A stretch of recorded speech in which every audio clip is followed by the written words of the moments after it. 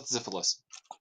Hello, Internet, and welcome to this week's episode of Alignment Shift. We don't know what's going on. We're trying to start right on time this time. We're 3 minutes late, so we're just going to get going. Tonight, I am joined by Peggy. Hello. George. Ah! Stephen. Huh? Mackenzie. Hello. Kayla. Hi. Alex. Hello. And I'm Cal, the Dungeon Master. I'm So- Lola the cat. Lola the cat is making a special appearance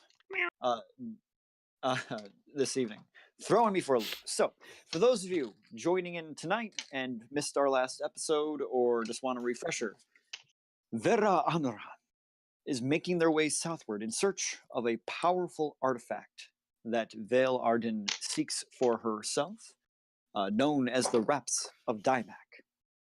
They have been located in somewhere near a small village known as Keru Village, apparently a populace of bullywogs, and it is inside a temple that is guarded by these small beings. These small beings have agreed to help retrieve the Wraps in exchange for ending the oppression of a dictatorship that has sprung up in the north of the Riffin Mist jungle, known as the Hon Yosai, a warring state that has conquered all 5 other bullywog villages, leaving the 6th Keru village to be the only one not under its oppressive rule. The party makes their way southward and ends up at the first village, Gragok, which was under the occupation of the Han Yosai. They were greeted and treated as guests after it was revealed that Oldorez is apparently a rather important figure to their culture and has been prophesized to have potentially arrived. Holding up in the town hall, for lack of a better term, they were treated to a magnificent feast in which the village mayor Ergo was able to roughly translate their intentions, though very poorly, as his common is broken at best. The party made good use of speaking other languages to speak behind his back, and he was very confused. Nevertheless, night fell, and the party has rested. So, beginning the session, I will assume that you took all form of magical precautions throughout the evening, Xavier, putting up your bubble, sleeping in shifts, and all that jazz. You know it. I know it. So, upon the morning, who would have taken the last shift? Me. Vale Me- and Kayla? Yeah, probably. Okay. Vale and So Kayla. Vale and Kayla. See Paula. Yeah, Vale and Sapala. I apologize. George and Sapala. What is going on? Midway Converging. through Who's the a skinny evening. nerd? Midway through your shift, very early in the morning, just as the sun begins to crest over the village, you begin to hear the sounds of the people going out and about their morning lives.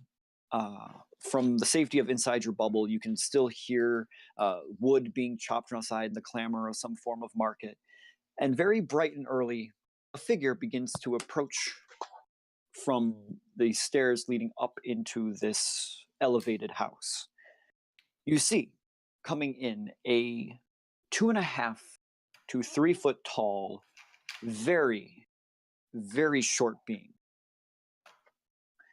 Aside from the stature, the next thing that you notice are a set of very long, pointed ears sticking out on either side of the head a good foot or so, and they bow with the weight of the tips at the end. As this figure approaches, you begin to make out even more distinct details. A very long, crooked nose, completely bald head with liver-splotched green skin, and pointy, jagged teeth that are bared in an impossibly and almost painfully wide smile. And as it enters, it sees the bubble you have formed, and the impossibly wide smile seems to widen even more, almost bearing a grimace as opposed to a look of polite affirmation. What I will politely assume that you have realized by now, the goblin continues into the room, stands about 10 feet from the bubble, and holds completely motionless, smiling with his hands clasped in front. He wears a very simple gray tunic that is utterly patchwork and completely smeared with various stains and looks to be quite haggard. But nevertheless, his face is just beaming, almost with a Joker-esque grin, into your bubble. So he looks insane. I definitely prepare my sword. You're still asleep. Oh, I'm still asleep. Okay, Did never you- mind. can you hear I'm me? asleep inside. Yeah, we can hear you. Okay. So he looks insane, basically. You could make that assumption. Okay. Vale? Yeah. What do we do about that? Well, given that it's gotten this far, I would assume that this is our escort. But look at it. I see it. You're supposed to love all things, Caleb. I'm not saying anything bad about it. I'm just saying. That could be a look at it of excitement. I'm sorry, but I smell crazy on it from 5 miles away. Why didn't you Alright, warn us? well, thanks for the heads up.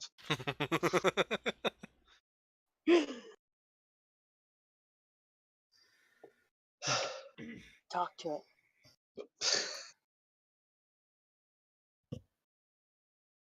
Alright, sure. I'll step out of the bubble, which I assume is opaque. As you step out of the opaque bubble, you see it stiffen up in front of you, its smile widening even further, if humanly possible. As you take a step toward it, it begins to go into a grandiose bow, and as its head goes forward, you see the back of its shirt is completely ripped open, exposing its back, which is covered in hundreds of lacerations, some old and scarred over, forming grotesque keloids on its skin. Others appear fresh and still scabbed with this greenish scab. Realizing I don't know any antonym or synonyms for scab. Gross. Hello? This one greets you.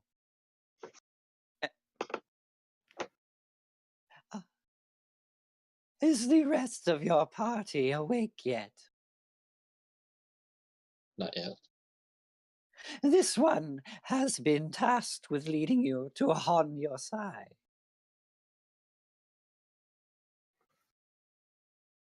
See, Paula gets out and kind of hides behind Vale. This one greets you. Hello. It bows again. Incredibly deep, his nose almost brushing the floor as its head bows down. Do you have a name? This one refers to itself as this one, for it has been given many names before. Did you have an original name? This one does not think you would be able to remember it. Try me. Make a persuasion check. Yes. I almost want to say I almost want to argue for intimidation. Tell me your name. No. Where I want is to be she? friends with Mr. Goblin.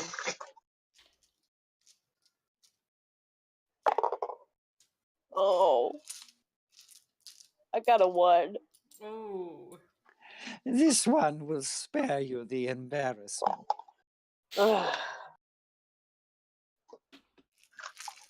Fine. Is there a name we can call you right now? You may refer to me as this one. Okay, All right, we're making a lot of progress here. So, Paula, would you like to wake up the others? sure. I walk in and I like wake everybody up in a very nice manner. All right, everyone, you're brought to by Sapala, and you all glance out and see this goblinoid watching intently, staring not through the bubble, but at it. The smile not faltering for a moment. See, Paula, I know that that's a goblin, but what is it doing here? He told us to refer to him as this one. He's supposed to guide us to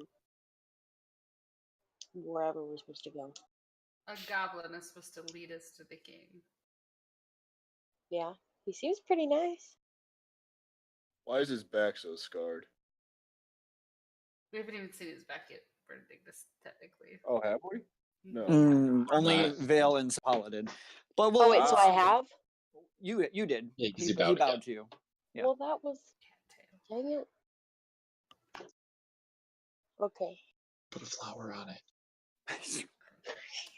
I guess I walk out of the bubble, but with like my hand on my sword, just like ready. And the minute you walk out, it bows again, stooping incredibly low and bearing its back to you. Greetings. Greetings. How many more needed to wake? 3. I shall wait to address the group entirely. 5. No, 3 were still sleeping.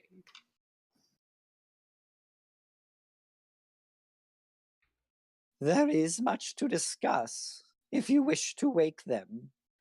I lean my head, guys. Y'all into the bubble. Y'all are getting up. How many more? How much longer do I know on the spell? Do I have? Y'all until the getting up? bubble- Yeah. until the bubble Sure. fades. Man, that Whitestone only, accent. it only lasts 8 hours, right? Yes. Maybe 2 minutes. Alright. I guess I'll walk out. Everyone else joining Xavier? Well, Doris is Well, not. we have to, Doris we is moved. still asleep. Sapala woke us all up. Well, Doris did. defiantly rolls over. I don't want Walk to I do over it. to agree, you, old Doris, I Doris. say, Don't make me cast Bigby's hand. the village of worshippers want to see you. Careful, Elena slaps people when they're asleep. I am going to be Benedictus, and I am going to cradle him and continue on our merry way. You're picking up Doris. Yep. Well, Doris gets up, springs up, drops to his feet. No, it's okay. I can walk. All right. Are you That's sure? how you dodge the hug. At this point, as you're doing this, the bubble fades around you and it just kind of shimmers away. And now the goblinoid takes a step forward toward the entire group, giving one last grand bow, a hand extended across its chest, the other vibrantly into the air. Ah, the entire party. I can be referred to as this one, and I will be escorting you to on your side. Very well. Oh, okay. Before we enter the city, there are a few rules you must be aware of. While we are a nation of many laws, I will trust you do not need to know most of them. Do not steal, kill, etc. But there are a few big ones. First, His Grand Lordship must be referred to with a positive pronoun, followed by one of his many titles, under strict punishment. 2. Magic is strictly forbidden by all non-state licensed citizens under punishment. 3. Citizenship must be validated each day by the government officials. 4. All citizens must give thanks to his grand lordship before all endeavors. 5. All clothing must display modesty befitting his grand lordship's glory. And 6. None may meet the gaze of his grand lordship without his express permission. And what is one of his many titles that we can address him by? You. Oh, no. Yes, Bernie that's is great. damn near naked. You will hear them when you are brought into his chamber, as you are announced before him. All right. I think I lost him at number 2, but We, we'll give it a go. To be clear, he wanted to meet with us, right? yeah. Or something Well, along those lines? He wanted to meet with Ildara. Well, yes. And we one, are the accompanying party. and one final endeavor. He reaches into a satchel and pulls out what appears to be a number of red lanyards, for lack of a better term, and hands each. And oh my roll 20 is Oh reloading. no! Hands each of you a red necklace lanyard. It's kind of a woven band, and at the bottom has this large red medallion on it. And he extends them toward the party. Is someone going to take them from him? Oh shit, we're going to Hanyo Saikon. That's what I was just Free thinking. tickets. Stop. Backstage passes. Broadcom. And what are these? These grant you a day citizenship to hon your side. Non-citizens are barred from the city. Xavier, you check for magic on those. If you have Magic 10 is minutes. forbidden. We are In not the city, we're on not your in the side. city. I thought we were. Never mind. No. No, you are inside the city of Gragok. If we have a moment to give me 10 minutes, I can do that. We're gonna make the goblin holder for 10 minutes. Do you I want me That's to your do problem. I take them from them and then hand them to Xavier. I mage hand grab them. I just want to Miss, pull it up and like investigate them. Like, what does the medallions look like? Make a perception check, or make an investigation, whichever's higher for you. I think they're the same. Which one? Investigation or perception? Yeah, Oh, investigation. That's a modded 20. 11 plus. modded 20. Ooh. Just glancing at them, they look to be a very simple clay disc that is suspended from a hand-braided medallion or a hand-braided necklace. There do appear to be a number of characters inscribed on the medallion. However, you are not aware of the language that is written on them. Okay. So you're going to spend 10 minutes and cast Detect Magic? Well, I might as well. Are there any other rules that we should know? There is a curfew on the city. No one without proper paperwork allowed out past twilight. No rude gestures or despairing remarks to his grand lordship or his likeness. I give Vale a side eye, like, oh crap, this is gonna be real hard for her. And all public entertainment must be dictated to the praise and spread of his grand lordship. Hope No. they like juggling. No offensive literature may be read or distributed in public or private unless approved by his grand lordship or his council. Damn, I just got to chapter 3 in Tusklov. Right? Worst Ren Fair ever. this one Yes. by citizenship. What that we have to prove? What do you mean? His face widens a little bit more, his eyes never straining from this piercing gaze that goes from each and every one of you, almost studying your every move. All citizens within Hon Yosai must work to maintain their citizenship. There are multiple levels of citizenship.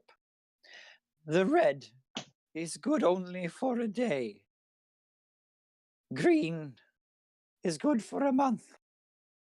And yellow for an entire year. Each day one must present your battalion to a guard or other government official to be validated. Okay, thank you. That's all I was wondering. And I thought that I had oppressive parents. This doesn't even begin to be oppressive. This is obscene. Yes. Are you done? Has it been 10 minutes yet? Have we distracted the goblin for 10 minutes? Yeah, so you spend 10 minutes distracting him on the rules of Han Yosai, where you basically get the impression that this is an absolute dictatorship in Han Yosai. And as this one speaks, you begin to see across him even more evidence of scars and damages to him. One of his ears is actually missing a chunk out of it. And he looks like this guy has seen some pretty bad things. Uldoris would like to make a perception, or not perception, maybe an insight check to see if this is a punishment for not following the rules. Okay, so you're looking to do what now? He's trying to discern if this is punishment for not having followed the rules. Oh, sure. Make an insight check. Nope, natural 3. Not knowing where this goblin came from or anything of the sort. I mean, you haven't seen any other goblins living in the village even, so you're not even sure much about these. You're not even sure if they're, for all you can tell, they could be self-inflicted.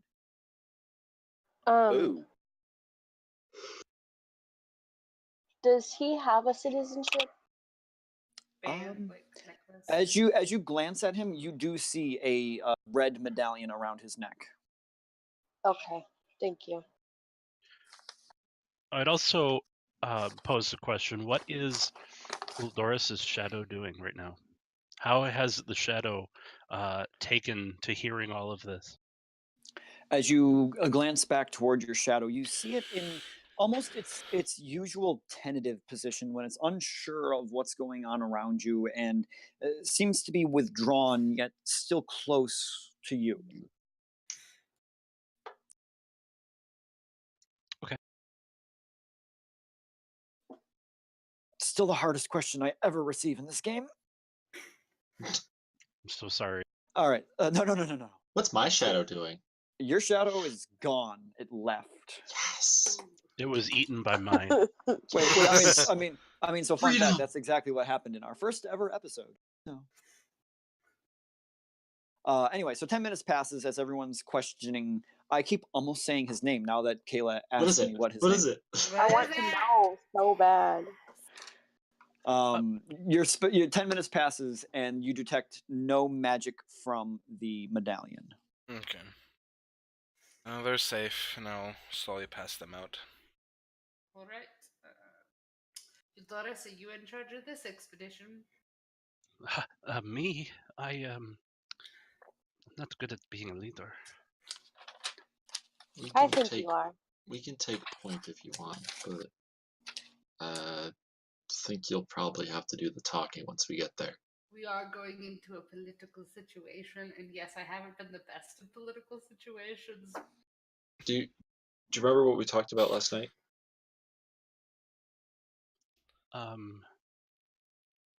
No, but you may be able to refresh my memory. Seemed like that was a week ago. Well, we'll talk and walk. Right. All right. So you begin walking with tie this the one medallion to my sash. I don't wear necklaces. As you come out of the grand hall over the village, you see now most of the village who was going about their business turns towards you and begins to bow their heads and drop whatever they were doing and take up a place of reverence as you exit. At the base of the stairs, you see a massive tent-like structure with 2 long poles on either side of it. And you see 6 of the very large samurai-like bullywog standing on either side of this tent, and they are holding the doorway of it open towards you as you approach. While we're walking, Uldoris says, does this one make trips like this often? This one has been on a great many matters that require translation. Does this one find himself in favor of your? Help me out. I don't remember what it's called. What he's called. He starts looking at everybody else in the group, trying to remember the name of the guy we're going to see. This one is always in favor. This one's talents are very useful. Okay. What talents does that one have? Are you are you going into the tent structure? I'm assuming we're walking towards it. Yes. Got there a little quicker than I thought. Oh, you're sneezing. Okay. It's a short walk down the stairs. Yeah, it was a lot quicker than I thought.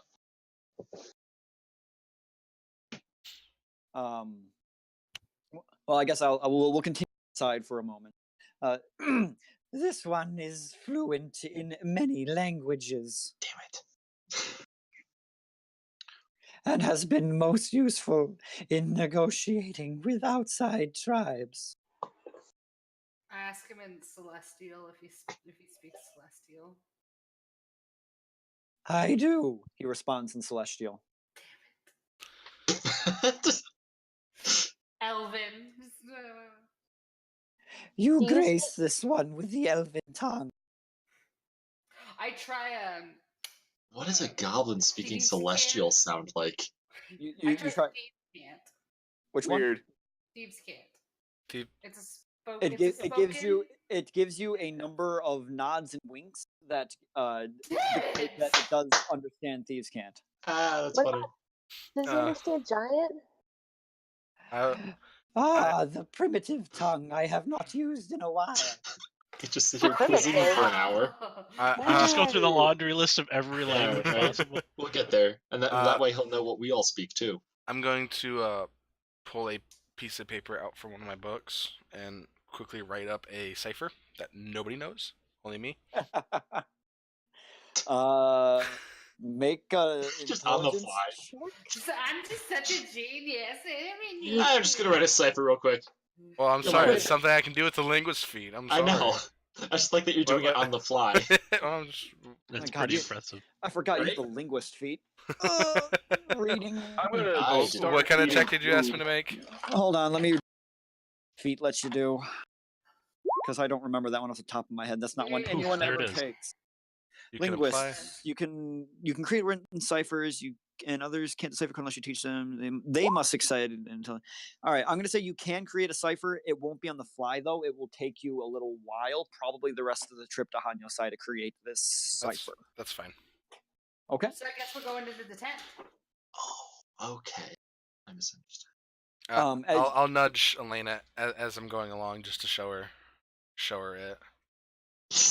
Do I know what it is? Bet you can't read this. I'm basically teaching you it as I'm writing it, so you could understand Aww, precious. Stop, Caleb. Please marry each other. That is not okay. Back to D&D. Please fight each other in epic combat. So, going in the tent. as everyone goes in the tent, you enter it and you see it's beautiful on the inside. These fine silk pillows and benches set up on the inside of this platform, and as you come in, this one goes into the corner and just kind of stands with his arm on one of the bars and kind of gestures for the rest of you to come take a seat within the tent. Assuming you all do, I stay standing. you stay standing. Everyone who does sit, however, you find a very cozy spot in this. And outside, you hear the bullywog samurai let out a, and the ground begins to shake just for a moment, and you hear them hoist. Okay, so it's not like cat bus. Dang it. Frog bus. Oh, I just Hoist. had the thought that what if we all sat on one side? I mean, I imagine Benedictus is throwing this off as it is, because most of us are lightweights as it is. I have 300 some pounds of raw attitude. I'm pretty sure that's Rod. Elena, Dragon. Xavier, and I all combined. I'm 38 Well, pounds. With We can 12 just toss her back and forth. with 12 total 6 foot tall muscular frogmen lifting the 6 of you, I think they're okay. Okay. Unfortunately. That's compelling. All right, we're in the bus. And it begins to kind of bump and jerk as they begin to march steadily out of the city. And you glance through the cotton like windows on the inside of this tent and see the rest of Graguk village as you exit. The people with their heads bowed, some of them tossing what appear to be bronze coins at the feet in front of the tent as it makes its way out past the city and into the jungle. There, Is did you say there's someone windows? Is someone There- going to collect all those coins and bring them to us? Well, you said there was windows, or were we like looking out the slit that we walked into the tent? There does appear to be a window to the outside to the tent that can be rolled up and down and tied with a ribbon. Could I have caught one with the mage hand and brought it to me?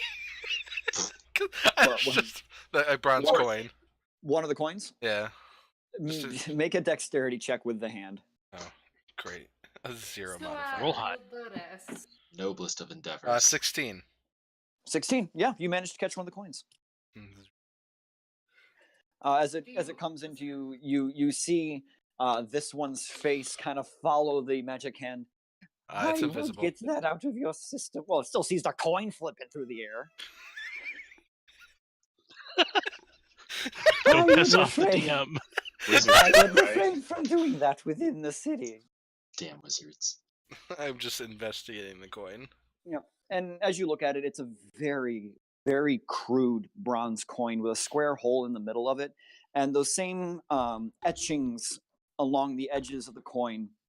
Well, no, not necessarily the same, but a very similar language written into the coin, as is on the medallion currently sitting around your neck, that you are unable to read. Hey, Eldoris. I flip him the coin. Yes. Bing! Smack. Oh, thank you. A souvenir? what did you say? I said a souvenir. Oh, souvenir. I'd guess. Grab the dinner. So, Lourdes, Yes. I'm assuming that you haven't dealt with a lot of people in power. Oh, well, not many. I mean, your family was really the first that, at least that I was met with any sort of compassion, I guess. But no, not many. So, would you like some like tips and Oh. tricks? Shut up. It's fine. And he's like half listening as he's tying the coin to like a loose piece of leather on his cloak. Only if it's not going to get me in the kind of trouble that you get yourself into. No. Do that on purpose, Lourdes. Okay. Oh, you were intentionally that way. Yes. Oh, Especially with those in power. well, can you not be that way anymore? It gets us all into a lot of trouble. I don't like it. Why I'm can't you be that trying. way with the bar lady? We're not going into that right now. So, Yes or no? Would you like some help? I guess I don't really know what I'm doing. I mean, you have to not. You have to twist the truth or twist whatever you're saying to make it sound pleasing. If that makes sense. Oh, so I have to speak in a tone that people would like? Not that tone. Just Oh. speak in your normal voice, but you know how have you ever met a person that you don't like but you had to be extremely nice to? The party. One of your brothers in particular is coming to mind? Yes, the oldest. Yes.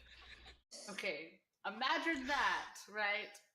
But the only reason you had to be nice to him is because he could chop your head off in a second. Oh, if he you wishes he could. offended him. Because this is a hypothetical issue right now, Lettuce. Right. Okay, the king that we're going to see will have that power to murder us if we offend him. So, Great pep talk. Which it very well will be easy to insult them. I you need like- to be as pleasing as possible. It is the political game. You got to kind of twist your. We have to play the political game here, Sipala. It is what we are going into right now. And you may not like it, but it is what we are going to do. I didn't say anything. Out of I heard curiosity, that Elena, sigh. do you remember our goal? Or are you just talking out your ass right now? No, I remember our goal. Okay. I know what her goal is. Okay. Don't say it out loud. Obviously. Well, Doris looks over to the goblin and just tries to get a read on how his reaction to this conversation that we're having. That includes all of us. We all have to be as pleasing as possible. Make a insight check. Roll number 2. Oh boy, I'm glad I'm getting all the terrible rolls out of the way now. You said insight? Mhm. Total of 10. Glancing at him, his face has not broken from that creepy smile that has been plastered over it this entire time, and is intently following back and forth on the conversation. His eyes training from Elena to everyone she's talking to, that just shit-eating grin getting almost creepier the longer you stare at it. Elena, Vale, Yeah. Xavier. Bernie. Benedictus. I am Zabala. Sipala. going. Yes! This one. Yes. Okay. No, go ahead. I am not going to be part of the conversation. If I am, I will viciously insult him. That is not wise. I can, That is I can, very wise. I can magically shut your mouth. Keep your mouth shut. No, then I'll just beat him up. Let's not go in using magic already. Well, I mean, at As least I've said, I will not be part of the conversation. he's refraining himself on the glaive. That is true. We've already seen what Glaive will do if he's let off the leash. Wolf. A laughter is captured upon the wind. From somewhere off in the distance. Not Do that that's you- relevant, but I Not don't gonna think make we me have. cry. Um, Oh, I Um, miss Glaive. That one. Yes. This one. That's what I said. How long is this journey? It will take us the best part of a day to arrive on your side. And what time will we be visiting with the king or the great one? You see his smile widen as you refer to the great leader. His teeth almost bare, and you see a small trickle of blood kind of pool in the corner of its mouth. That will be up to you. The Great One has requested to see you immediately upon arrival. Then we Should will- you disappoint, he would be offended. Hmm. Of course, we will absolutely see him immediately, of course. Also, are you all right? There's a little bit of blood there. It glances down and kind of wipes his shirt on his sleeve, the stain marring into the rest of the stains that are already on this disgusting robe it's wearing. This one apologizes for any offense. No. I'm not offended. I was just concerned for your health. This one is fine. May I do an insight insight? check him? What was that? I want to insight check him. Sure. He's bleeding from the mouth. He's fine. I'm not sure As- about that. As does Bernadictus. All right, both of you roll an insight check. How wide can you smile? Oh, Why did you ask that? bad move. As you ask this question, you watch his lips just curl back. And have you seen the new Joker trailer? Yeah. No. Ugh. You know the part where he sticks his finger in his mouth and like lifts his lips as high up as they'll go, and it's like really Yep. unnerving. He does. No. This one does this without his hands. His lips just curl all the way up, revealing these sharp, jagged teeth and bloodied gums and gingivitis-stained teeth. Benedictus and I both got 18s. Okay, so Bernadictus, what you see is this creature is impeccably hard to read. It's definitely has a character to itself that it portrays to the outside world, that it could be hiding a great number of things, that it's definitely thinking behind those eyes and just a servant blindly doing what it's doing. But that's all Bernadictus sees. Elena, on the other hand, only because of experience, you see everything Bernadictus sees except for one other thing. And that is, you have seen others like this before. As you glance over the scars and the stained teeth and the wide, crazied eye and the absolute lack of showing any pain whatsoever, this goblin seems almost exactly like one of the stabby stabbers you encountered with the Ruiners. Fuck. What is the matter? I didn't say that out loud. I didn't say that out loud. That I was heard it. not I definitely heard it. Sorry, it's not a. I'm just kidding. Heard it. He saw you go pale. Can I Insight go check in on for Elena. Bill? Do it. I'm just kidding. I would have no reason to. I look at him and I nod and I'm like, well, it's good to know that you're fine.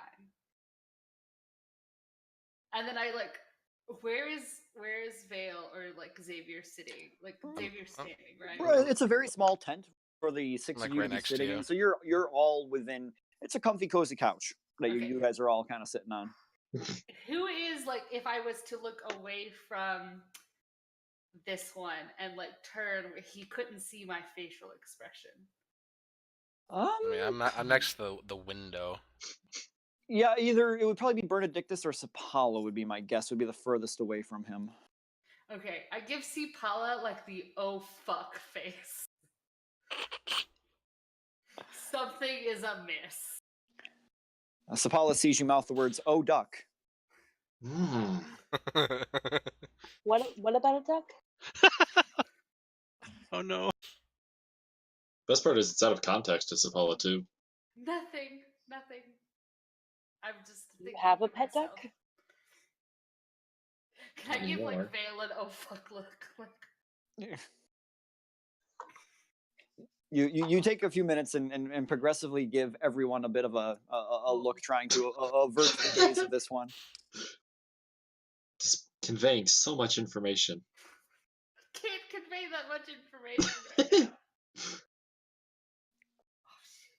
Oh, shit. Um, I mean, Xavier, I was kind of under that Yes. impression from the start. as you're sitting by the window, working on your code, you kind of glance up every now and then through into the jungle terrain around, and you begin to see ancient structures dotting the forestscape, large stone monoliths and archways that have long since crumbled and been overtaken by vines as you pass through the forest.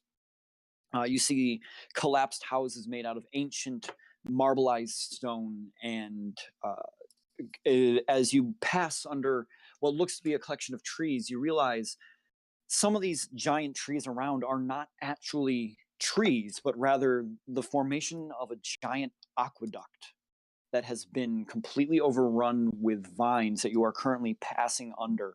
And you glance out the window and to see the massive scale. It is the largest structure of this type that you have ever seen that is completely ruined in this forest. Hmm. I go over to where Xavier is, and I give him like a give me your journal. like I look over his journal, and I like pull it from him and like give me the pin. Yeah. Also, Okay. you've made it in your cipher that she could intelligibly communicate with it. Okay. And I cipher the goblin is a part of the ravage, whatever what Cal said. It Ruiners. reminds me of the stabby Or stab the Ravagers, of yeah. the Rav. Yeah. How can you tell?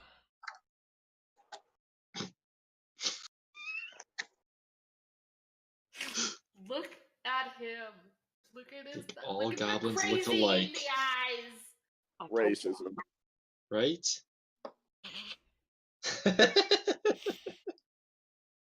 Granny Sips knows what she's talking about. She know them Can- crazy eyes. Then may I look at this one? As she says this and you look up at this one, you do see the same indications that she's pointing out, and glancing into his unblinking eyes, you stare for a good minute and realize he hasn't blinked this entire time.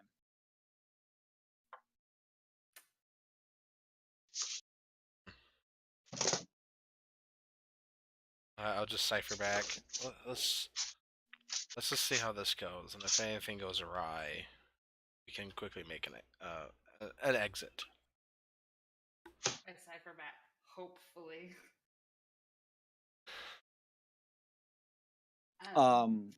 So if I assume no one's going to be doing anything specific for the next couple hours. Oh, I was gonna ask him like Sure. why they worship the what's with the tiefling worship or like that whole situation.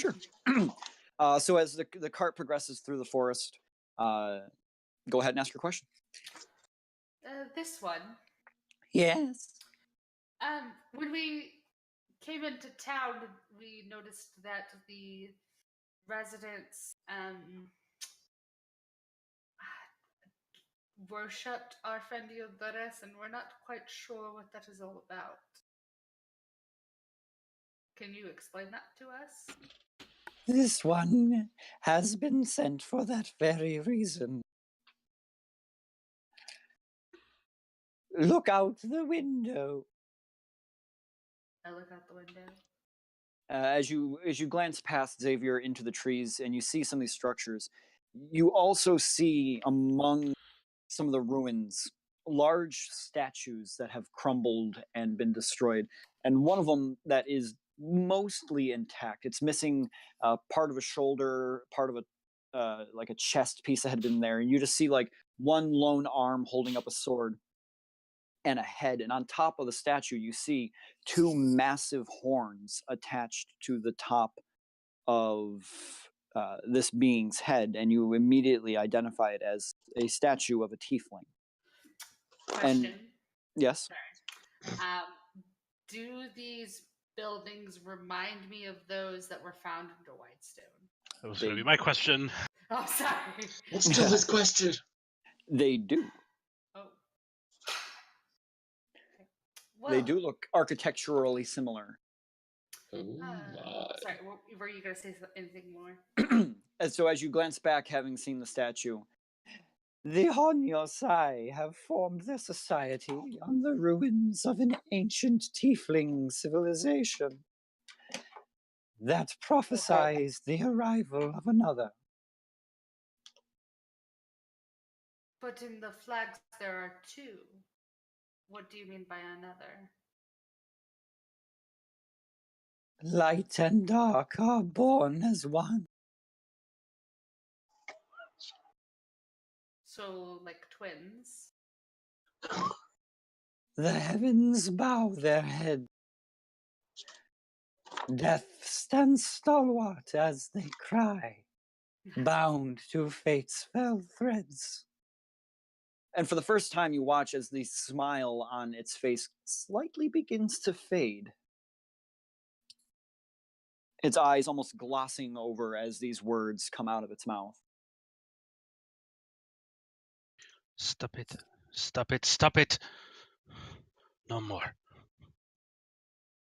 Its face brightens again, its eyes Dora's. This one apologizes. Are you alright, Eldoris? No, I'm not okay. I've heard that too many times and I don't know what it means. Too many questions it brings me. Do you want to continue?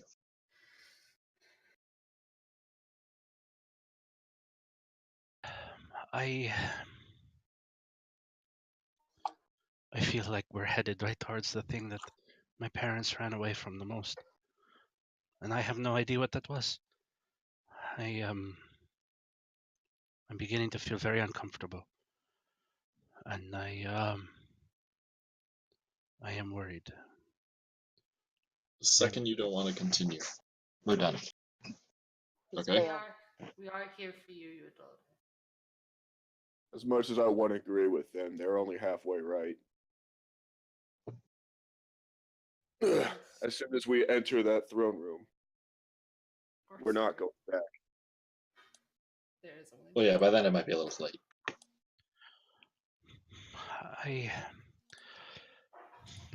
I'm worried that I don't want to be a tool used to harm people. Well, And as Uldoris is saying this, he is eyeing down the goblin, like furious, fervently making eye contact with him, and And it is staring unblinkingly back at you. Creepy. I like step in front of Yildiris and I like get down to his height. We won't no, not in a like demeaning way, like a we're equals kind of way. We won't let that happen to you, Yildiris. the problem I have is I don't know what I'm capable of, and if I really am part of this prophecy, I don't know if they wake something up, if you'll be able to stop it. Well, then we will try our hardest. I That was, won't. Go ahead. No, you go ahead. No, I was going to diverge. Go ahead. Okay. You, sorry. no you, no you. No, you go. No, you go. All right, fine. No. We aren't going to let them turn you into what you don't want to be. And I don't think we should go. If something awakens, then we will handle it. But we need answers just as much as you do. Though, to be I'm fair, gonna- we heard last night. It sounded like that's what this king's goal is. Well, we'd be our most nicest selves and explain to him that this isn't going to happen. Yeah, it doesn't sound like he's gonna take no for an answer. I'm not I'm gonna willing lead into to Eldoris. take Yulduris there. Well, we're already headed there, and if We don't have to do anything. we are surrounded by massive frog guards right now. I'm sorry. I don't think I can take Ildoris there. All of this is up to Yildiris. It doesn't matter what we want. If he wants to go, then we go. If not, then we don't. I'm going to lean into Doris and just give him Yes. one little thing. And I'm going to whisper this in his ear with like my hands over my jaw so that creepy little shithead over there can't hear me Or read lips. pretty well. If you want me to, at any point in time, say the word, and I'll rip his head off. Great. Don't And worry. Uldoris is like bright-eyed at this point, like just his eyes are really wide, like he doesn't know who to listen to anymore. And more importantly, you are you, and this power is so far under your control. From what you told me last night, I believe that this shadow of yours is trying to keep you alive and keep you safe. It doesn't want anything bad to happen. But for what purpose? You may very well be the good side in all of this. We make our own purposes, Yildiris. I'm whispering. I Go don't know. out. God. Is Yildiris whispering as well? Uldoris is not whispering, no. Okay. He's just Okay. responding out loud to what he's hearing in his ear. So I could have totally said that without any context. Yeah, technically. Well, I said it. You got this. Uldoris looks around in the hippie frog bus and tries to find his shadow.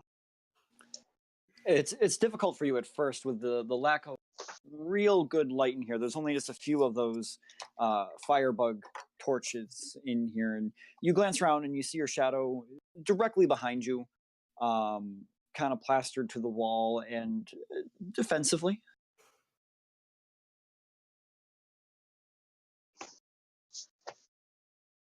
What would you do? Are you okay with this? Or should we go? As everyone that was listening kind of looks over towards your shadow, it seems to move ever so slightly toward you when all of a sudden there is a piercing shriek through the jungle. It's all right. You hear this. That is What definitely is a that? piercing shriek. It's all right. And you watch as this one's head suddenly jerks off to the right. Its ears twitch almost straight up. And you hear outside, "Honda-shinda!" And this one responds back out, "Hana!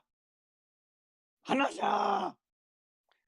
And you suddenly hear the clanking of metal on the outside, and the cart that you're all in suddenly gets set very Oh, heck. quickly onto the ground. A couple of you are jostled forward and knocked from your positions that you were in. And there begins to be the sound of clattering battle outside. What do I see outside the window?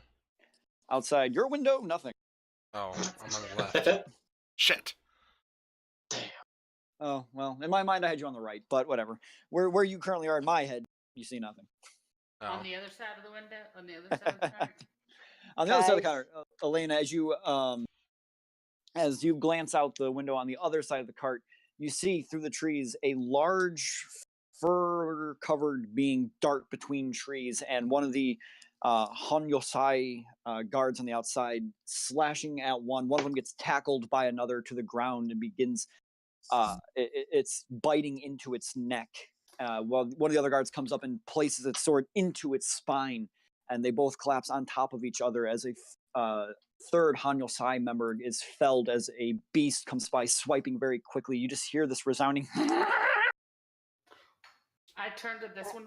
What are those? Those would be my ex-colleagues. Your ex-colleagues? That's what I thought he said too. Yes. I'm Guys, getting We good will at be reading languages. guys, if we're gonna bolt, we gotta do it now. They're distracted. Some of them are dead. Exactly. Very good distraction. I say we book it. I'm going to use my benign teleportation and teleport outside the cart Okay. and take a quick look around. It's 30 feet away, so take What a is quick look. benign teleportation? It's my ability. It's teleportation, but really good. It's basically my it's a class feature. It's basically an Holy action misty fudge. step. This is fine. Yeah, I know this map. Oh, will you all stop saying that? Jeez. I can use the other one. When An arrow resources suddenly- are limited, you An have arrow comes through the window and hits Elena in the shoulder, and now she can't use her right arm. Perfect. I'm kidding. Bet you wish you learned how to fight now. Oh, I was fixing to say, does this actually happen? I go out the cart like I would say gun blazing, but arrow blazing. It's funny you should If mention I can- that. Arrow, Can I just suggest something real quick? what? Plant growth. I Hey, cast it. 150-foot area around us, and I can ignore the area around the cart, and all of this becomes difficult terrain. Okay, do it. I thought you were talking Oh, about I am. What? She thought you were Oh, talking to her. no. Zipala is difficult terrain. Bernadictus just takes us. Bernadictus just takes a step outside of the tent, bares his claws, and carves into the earth until all of the trees and grass grow into these creatures. Okay. So Xavier, you step out. I gotta put Eldoris here. I don't know if this map is accurate. What was that? Eldoris. I don't know if the map is feet accurate. Oh yeah, probably not. Oops. Nah. 30. There we go. Bernadictus left. Yeah, I know. I don't have a Bernadictus thing. I've only got Glaive on there. That's fair. So as you step out of the cart, you are immediately your closest exit. You step out, and there's just a 3 large Honyosai in front of you, and they place like a hand and are standing in a defensive position, their backs to you, and you hear one of them looks over their shoulder, and you ignore this and go forward, and you slam your claw into the ground, and vines begin to wrap and entangle the very area. All of them. So this is how far is the difficult terrain? 150 feet, and I can ignore the area around me for it. So the Hanyosai samurai Mhm. are completely fine. Okay, so I'm just going to draw a circle then. We're going to say this right here. Oh, let's do a little better. So while this is happening, Uldoris, like his eyes dart over to Elena. He said they are his ex-colleagues. Does this mean that I'm very confused? He used to work for them and now he doesn't. So what does that mean for the people we are going to see? They are not one and the same. No. that they're heckin' nuts. We're being attacked out here, people. Somebody help. Right, roll initiative. Ah! I say we run. Is it bad? I kind of want to just sit and watch how this plays out. No. Is that wrong? Nope. Rolls are getting better, but not great. Ooh, sweet. That's okay. I've only 21. That's okay. I've only got 3 books open right now for 3. Well, 2 books and 1 giant notebook open. I've had about 4 open for one of my sessions, so. Where's my fucking dice tray? God, I And, feel so underprepared. Snuggles, if he's listening, can attest to that. I don't Oh see my so. god, this is a concentration. Ooh. Yeah, it's just it's Nate and Nick tonight. Hi guys. So What? are we First battling time viewers, the long time friends. Hanyosai people? Well, I mean that's up to you who you target, but you would I'm asking recognize. the group. Oh, I mean, I'm attacking those who are attacking us. Remind me again. Initiative is dexterity, right? Yes. Yes. Yes. Man, I just got a really good roll. Damn it! I mean, it's charisma based. Yeah, it's totally charisma based. Oh God, no, Oh, sh- please. Just I for rolled the well. enemy. Just for the enemy, Veo.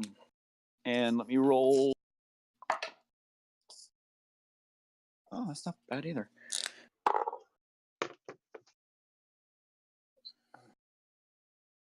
All right, so 25 to 20. 22. 25. Who was 25? Vale. I was 21. Xavier's 22. Wow, people with the highest dex. That was Xavier and Elena. You were 21. Si, senor. Jeez. All right, 20 to 15. It's my save. 20 to 15. 19. 19 on Bernie. Oh, there we go. Feel the burn. Oh, they will. Especially since I'm pretty sure I just insulted them. Eldor. Oldoris has a 13. Oh, okay, sorry. So 15 to 10 then. Eldor's 13. Yes. Sapala? 7. The most I- powerful you ones can always go cast- less. Did I miss anyone? You could cast lightning. Call lightning. Nope, we're good. All right.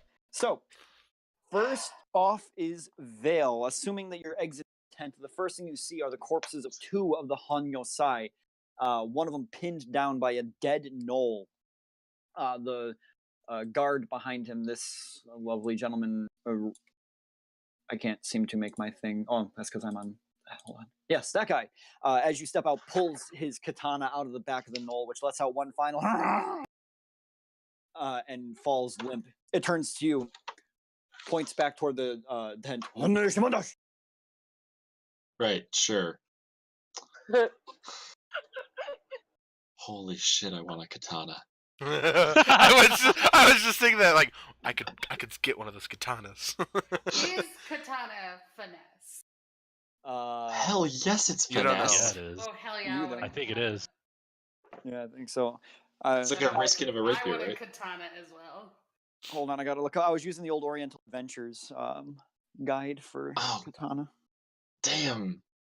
Oh man, I need to add to my armory. Like I have so many weapons. It's kind of ridiculous. I just can't settle. Here, just toss them my haversack. Vale has weapons we know nothing about. I Yep. really should have been a Kensei monk. Kensei monks are nice. Well, Katana, shoulda, katana, coulda, katana, katana. I think the chart I'm using came out before they invented finesse. So- Don't worry about it for now. I imagine it's just a reskin of another weapon, Yeah, it pretty much is. but- like all monk weapons are. Anyway, your turn. All right. How does holding work? Do I lose my movement if I hold? You do. You Yes. cannot hold a movement. You can just hold an action with a trigger. All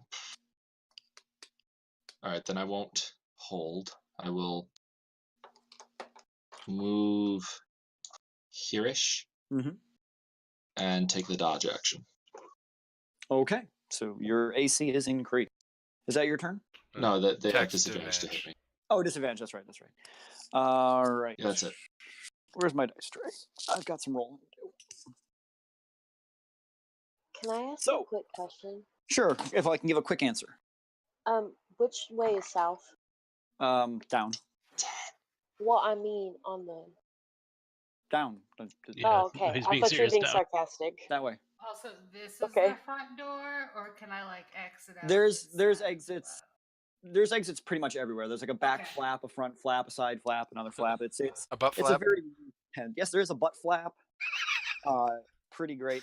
So going next in the order is the Honyosai. Oh. So yeah, they rolled well and have a very high dex. So this one here in front is going to. Which one is he? Yes. Okay. He's actually carrying what appears to, instead of a katana, he's got a large club, a two-handed club that's covered with spikes on it. Ooh, that's Um, gnarly. and he goes swinging at the knoll for. Tetsubo. Shh, you're not supposed to know what these things are. I'm sorry. Yep, that'll hit. Dealing. 4d6.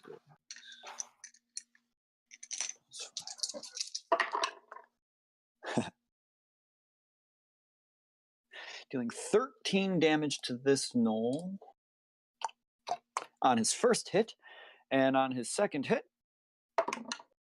oh, that'll definitely hit. Dealing another 15 damage, that one. It's been a while since I've done. There we go. And what's his armor? Oh yeah. So that knoll, he just comes forward with his first strike, slams it right in the kneecap. You hear the sickening crack of the bone. The knoll falls to its knee, and as its head comes up, it just raises this giant maul over his head and smashes it, obliterating this knoll. The next Honyosai, with two goblins in front of him, seeing the large tangle of vines that is immediately in front of it, kind of obscuring the goblins that are now kind of fighting and pushing over it, trying to get through. He crouches down low to the ground and then suddenly jumps about 15 feet straight up in the air. No. With his sword, and comes crashing down on one of the goblins. Ground pound. Miss. People, of course I can jump. Now that will hit. Where did I put the katana? There it is. I give it basic, like, longsword stats, I think.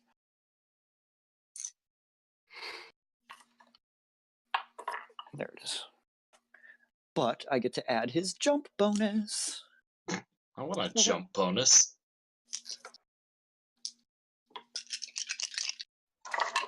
So that will be 4, 5, 6, 12, 13, 14, 15, 16 damage on his first strike. Is the jump bonus like fall damage, or what would otherwise be fall damage? Yep. I like it. I thought it was a good mechanic, right? Yeah, makes sense. For his second sharper. multi attack, that'll miss. And then for his third, and that'll miss as well. So comes crashing down, smashes into the goblin, and starts swiping at the other one next to it, but misses. The next Honyosai, almost in tandem, is going to do the exact same thing, jumping into the tangle of vines. Ooh, dang, 19. Too bad he doesn't crit on a 19, right? Or does he? Or does he? That's a lot of dice.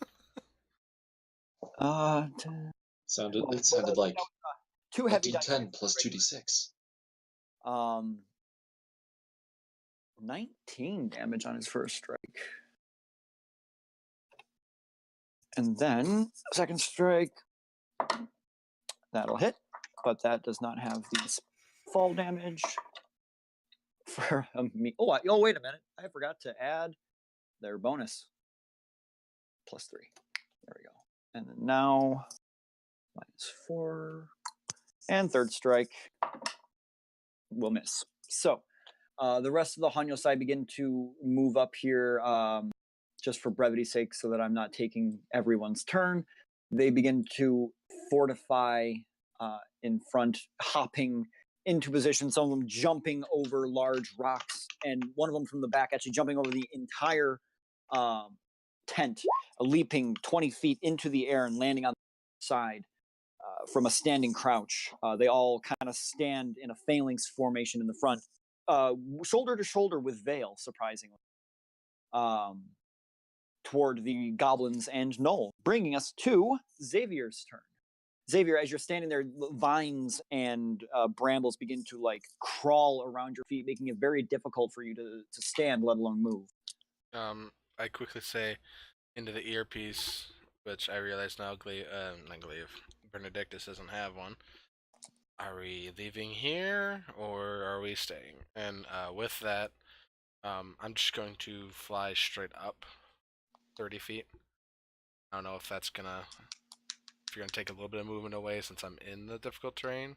I'll take like 5, so you make it 25. That's reasonable.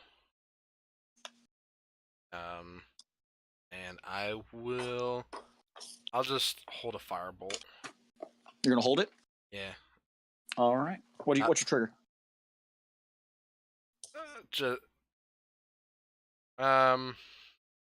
When the null moves. Okay. So that will bring us to Elena's turn. Yes.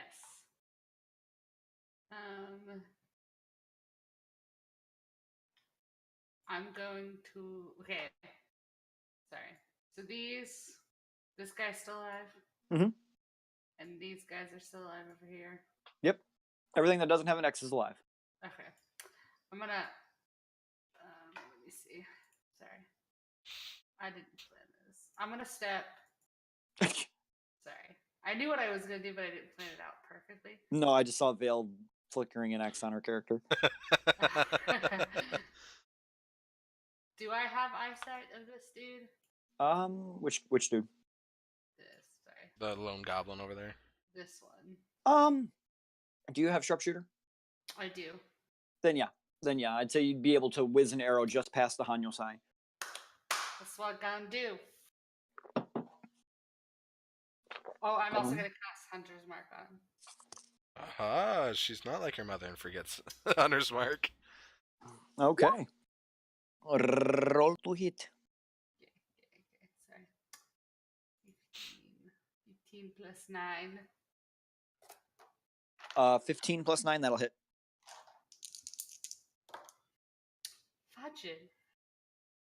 Fudging. 10 damage. Wait, no, yeah, wait. Oh, sorry. Don't do math, kids. Yeah, 10 damage. Aww. Okay. The arrow. Oh, I have a second ace, sorry. The arrow sinks into its chest. You hear this.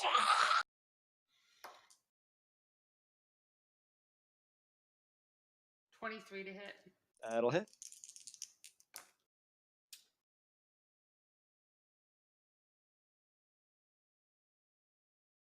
$16 damage. And that will hurt. Okay. So, is that the end of your turn? Yeah, unfortunately. Bernie, it's your turn.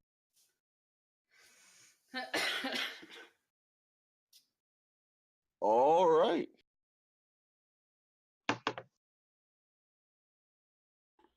There's nothing for me to do. I am a melee fighter with control spells. Let's see. Wait a minute. I need this measuring tool. Wherever it is. Yeah. Good for you, George.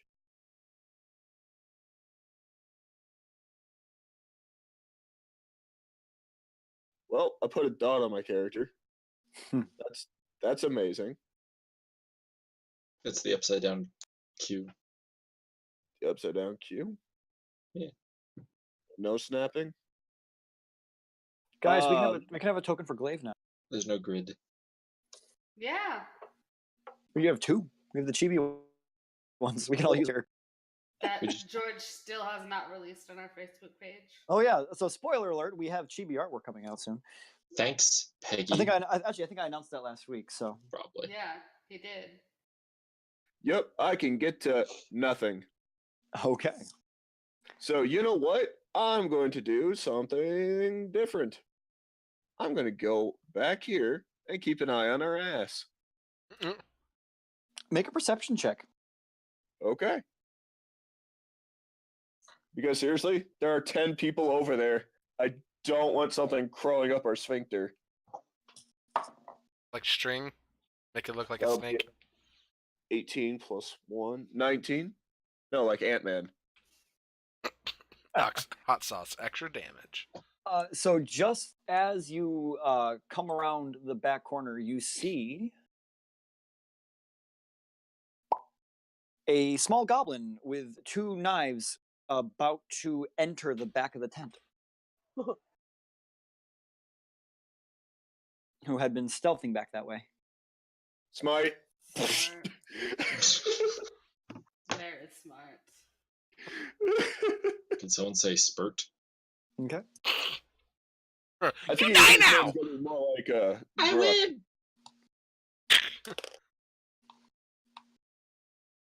That's going to be 19 to hit. Holy crap! Ooh.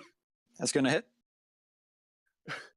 I declared smite. It's first level, so I get 2d8 plus a d4.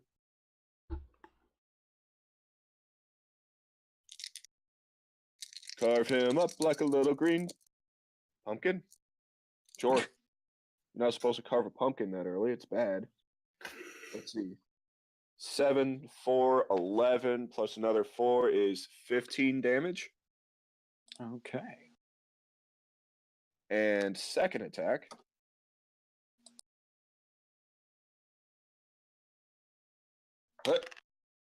Another 19. I don't know who that was. That would have been the stabby stabber. Ah, It's a good well, noise. he takes another 8. I win! They're everywhere! They're coming around the back. And doing all that damage to him. Yeah, that'll be the end of my turn. Okay. Now it is the Ravager's turn. So the stabby stabber that you Say what? Hold on, let him finish. Sorry. Yeah, stabby I stabber. was just reacting to the name that he called them. Okay. Yeah, Continue. yes. Through the course of this battle, and the fact that there are gnolls and goblins working together, you pretty much are able to understand that these are the faction of the Ruiner of the Ravagers. Okay. What? He hadn't let it go. He hadn't let slip. Okay, guys. I thought it was implied, No. especially with the stabby stabber saying my ex-colleagues. Yeah, It's the advanced words. gnolls and goblins. Heck and heck. He's gonna My- start stabbing at, I mean, or actually, Dab. no, actually. So he's gonna look at you, Glaive, who just hit him, sticks out his tongue at you, and then books it into the tent, oh, heck. running past. Do I get an AOO? You do. Yeah, Actually, you know what? He's going to use his bonus action to disengage. Oh. So, no, he is not. No, you are not. You go to swing at him, and however, since he's already used it, inside the tent, as Sapala, you have not moved yet, nor Dorez, you hear a clatter at the back of the tent. You look behind you and see, standing on the back of the couch-like furniture, the stabby stabber, eyes straight locked ahead of you on this one. It lets out this blood-curdling and just begins to tear across the entire tent, both blades drawn, running for this one. Are either of you going to take attacks of opportunity? Well, I was gonna say, I would assume that I would have drawn my packed weapon when all this started. Right. But when he comes within range, I get an attack when he comes within range. Okay. So he runs forward first. He's going to pass Sapala, just on the map here. Sapala, are you going to take an attack of opportunity?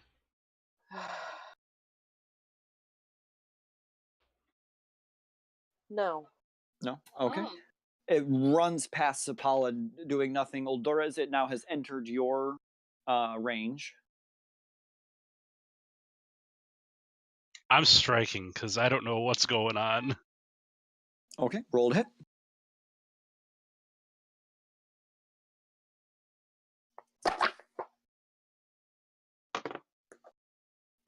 I believe that's a 17. That'll hit.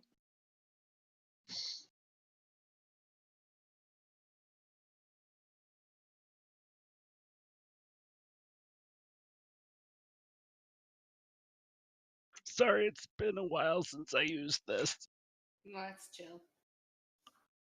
We forgive you. Or do we? That's the spirit.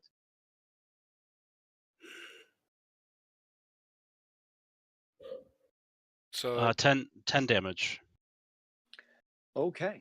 As it runs past you, you spin your scythe, twirling it behind your back, and you clothesline it. And as it runs past, its head sifts from its body and comes clattering at the floor at this one's feet, who So- does not flinch. So I know Old Doris has this special thing that when it comes into range, she can attack, but disengage for the rest of the turn movement doesn't provoke opportunity to attack. Okay. Just so let you it's- know. yeah. Oh, for the turn. All right. But still, it wasn't movement. It just entered his range. Yeah. So, that's his turn. This stabby stabber gonna attack this guy. And that'll be a 16.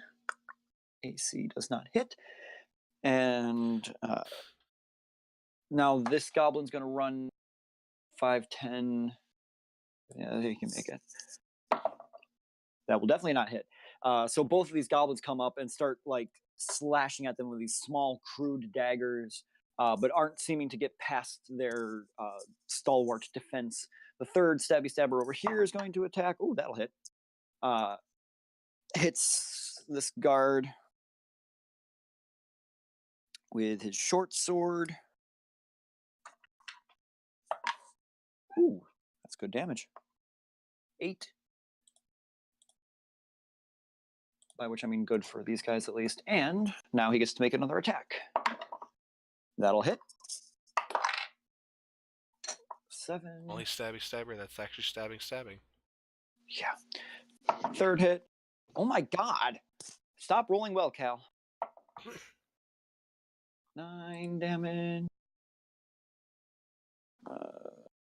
Does it like get an attack every time it successfully attacks? Yes. Yes, it does. That's the stabby stabber special. Okay, finally, fourth hit misses. So it runs up and just starts shanking this Honyosai. It latches onto his leg and just starts slack, slack, slack, right into its upper calf muscle. You hear the Honyosai gives a mighty kick, sending it backward a couple of feet. The third is going to come running up to Vale. 5, 10, 15, 20. And what's their movement? Here we go comes up. again. Here we go again, Vale. Disadvantage. Disadvantage. All right, so much that's a movement does he 19. 30, I think. Yeah. Oh, hold on. I never told you what plant growth does. I'm sorry. You said it made For it every- difficult terrain. No. In addition to killing them all. No, it makes the movement that they go through cost 4 feet per 1. Per 1 foot. Well, going forward. Yes. Yeah, going forward. Sorry. But he misses you anyway, Vale. So we'll go forward from there. So, I'm going to take my reaction and punch Okay. him in the face. Okay. Because I Nothing can like do a that little- now. Nothing like a little face punching. Yeah, that's right. Oh, well, that's not fantastic. I But is it the worst? wouldn't say the worst. Yeah, it has a 12 hit. You bring your the stabby step over swipes coming towards you. You bring your fist down and it cracks right in the side of the jaw, and you just see there is no impact whatsoever. Your wrist buckles and you weren't quite ready for the strike. Being the first time that you tried doing that. That's true. Okay. So everyone but the knoll gone. The remaining knoll. Let's see here. Gosh, I don't even know how to handle this terrain now. Yeah, what does that even mean? 4 It- per 1. It's Uh, so every Quarter speed? every 1 foot it would move. It costs 4 instead. So is in it order to quarter go, speed? so they can basically only go 5. Yes, that is what they're supposed to be able to do. Yeah, That's so weird. the Gnoll moved regardless, so it's get a firebolt to the face. Okay. Firebolt. I think with Ow. it, yeah. 22. I was holding my action. That'll hit.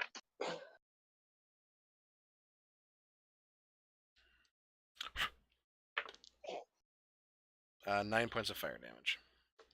9. Okay. 9. And at this point, let me see here. The Gnoll is going to reach onto its back and pull out a spear that it has, and hefts it toward toward Xavier, 30 feet up in the air. 25. 25, yeah. So that's going to be at the further ranging for the spear. The exact calculation of my altitude. And that'll be a nat And that one? Ah. That one. It goes. It raises its arm back behind its head to throw the spear. Its arm goes forward, let go of the spear, shoots and clatters onto its shoulder. You just went muffled there. Yeah. I dropped my headphones. Hold on a second. My phone fell off the table. It goes to throw the javelin, and its hand kind of slides along the shaft, which kind of stays in place and thunks down on its own shoulder. So that will bring us down to Oldorez's turn.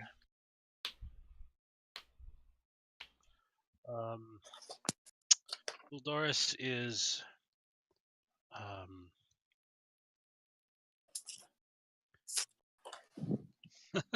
Uldoris looks over to this one and watches to see if there's any change Make an whatsoever. insight check. Man, I'm rolling crap.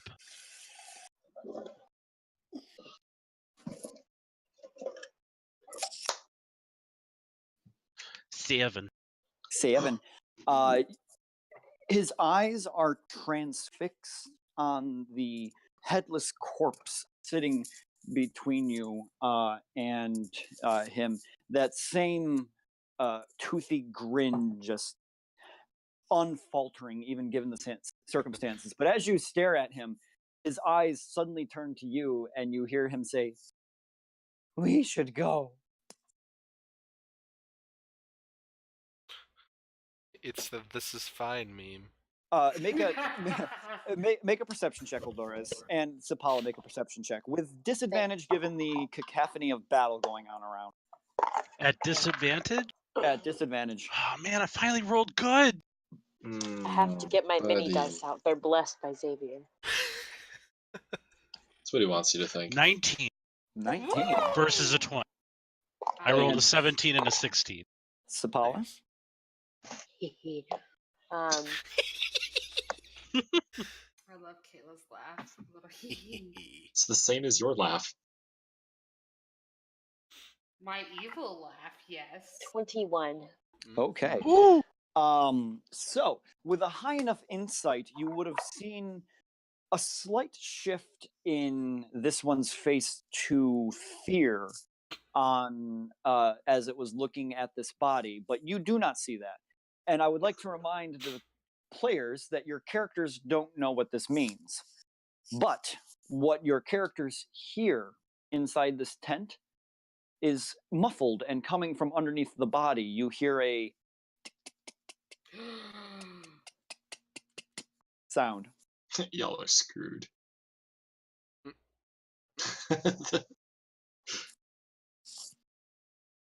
I'm sure that's fine. Get the fudge out. But the words echoing in your ear. We should get out of here. Uldoris is going to grab Sapala.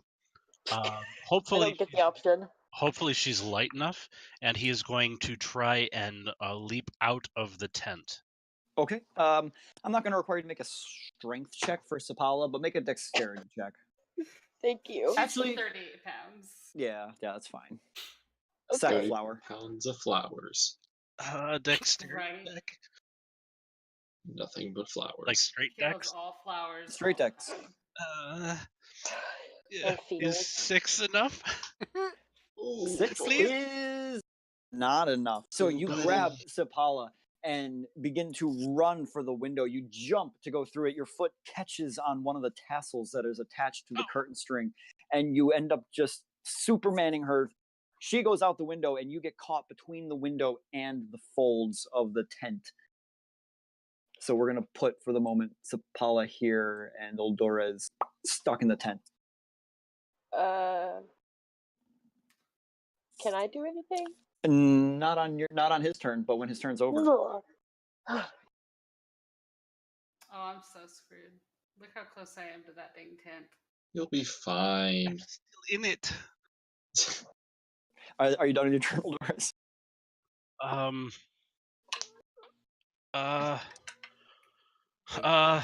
Hang on. I have an idea. What? I have to look Kill one them of all? the items. I think I know what you're. Where is it? Oh, expeditious Ah, retreat. yes. Oh, yeah. No. Are there any shadows around? Like being There, from I trees? knew that's what you were doing. Yes, it is midday in the middle of the woods here. All right. So Doris, he throws her out the window. He looks back at Elena, like climbing out the front of the tent. I'm assuming.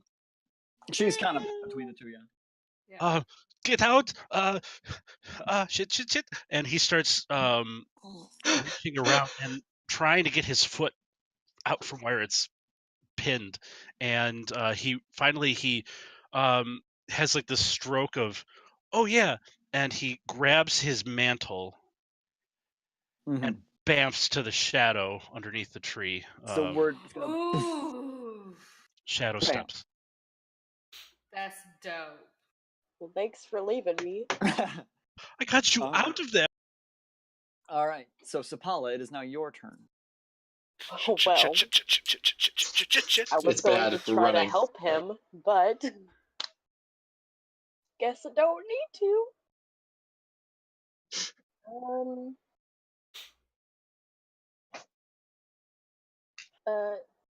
How far away is Hildoris from her? 20 feet. I'm Nope, 30 feet. Electro Sapala. I've listened to some EDM Sapala. Cal, you know what your new job is now, right? Oh, here it comes. EDM Sapala. EDM Sapala. All right. I You need need to voice take samples. you I need need you some need to take techno sound drum clips from music. some of our shows and put them to music. I got it. We'll do it. Auto tune her and EDM that stuff up. Remix it. I Wha- totes listen to it. And I'll call it. I gave her a tomato. Ah! I'm gonna cry. Parentheses. Why did you do that? I want some word techno. I'd listen to it. All right. Alright. I already listened to techno, so it's like really not that big of a leap. All right. In that case, just before we continue, then I want you all for homework because I don't have time to go through our videos. What you can do is go through some of our videos and find me voice samples that you want with Sapala, and I will absolutely do it. Yes! This is ridiculous. This is I love it. But back to the game. And I'm Sapala, highly what embarrassed. are you doing? Good. I'm going to Hildoris because that is All right. just the right Well- amount of movement. So you start running 5, 10. You get to the edge of the circle and you get stuck on the brambles as you are right there. Huh. It's really hard to move. Yeah, it's like 4 times movement or 4 times Yeah. the Quarter speed. quarter speed. Thank you. Okay. Is that all you're going to do with your turn? Yes? Yes. Okay. My plans are ruined. So, at the top of the initiative order, all of a sudden, the forest falls silent at the top of the round. No. Fuck. The unconscious sound of that was coming from each and every one of the goblins. Oh no. Each and every one. Do I recognize this noise? Uh, I think we've heard this before. you didn't hear it.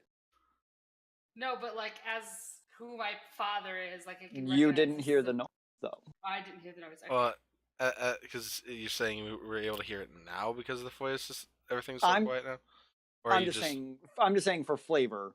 Yeah. Mm, For, The for- sound the suddenly stops, Okay. and It's- every single one of the goblins suddenly implodes with a bright flash of gunpowder and light. Oh, don't worry, guys. They imploded. We're good. I say imploding is different from exploding. Yeah, now. it's fine. They imploded. We're good. Yeah, they. They explode. I need a dexterity saving throw from Vale, Elena, Benedictus, and unfortunately, I checked it. Sapala as well is within Damn. 30 feet. Thought I was out of range. No, she's just out of Oh, at please. 30.1. Point God. blank. Thought I was out of range. You said what is a dex? Dex A save? dex Dexterity save. saving throw. Ow, damn Right. it. Whoops. So you guys are familiar with 26. you guys are familiar with a cube, correct? A what? QUG. Cube. Cube. No. It's when you roll a die and it's about to land on something, then it goes tick into something else. It's called a cube. A cube. Oh, that's like that's one of those weird names that you didn't really want to know. It's like at the end of a shoelace being called an aglet. Ugh, Yeah. Now you know it. You can never call it. To be anything fair, else. it was from the game Unspeakable Words on tabletop. And if it weren't for my horse, I wouldn't have spent that year in college. Point, What? the point being, I cubed. It went from a 16 to a 3. That sounds like a really Ooh. bad So, medical 14. condition. Okay. 14, but you take half. I take Fails half for if I penalty, right? fail. Okay. Evasion. Evasion, yeah. Hell yeah. I got a 26. 26. So So Elena. Don't believe I can reroll saves yet. Elena. So you'll take half. Oh. Phil will take half. I think that's like a level 14 ability. Benedictus. I rolled an 11, but if this is fire damage, I'm taking half. Okay. Even Is with this your elemental damage? Well, was we'll that? get there. We'll get there. It is fire damage. What?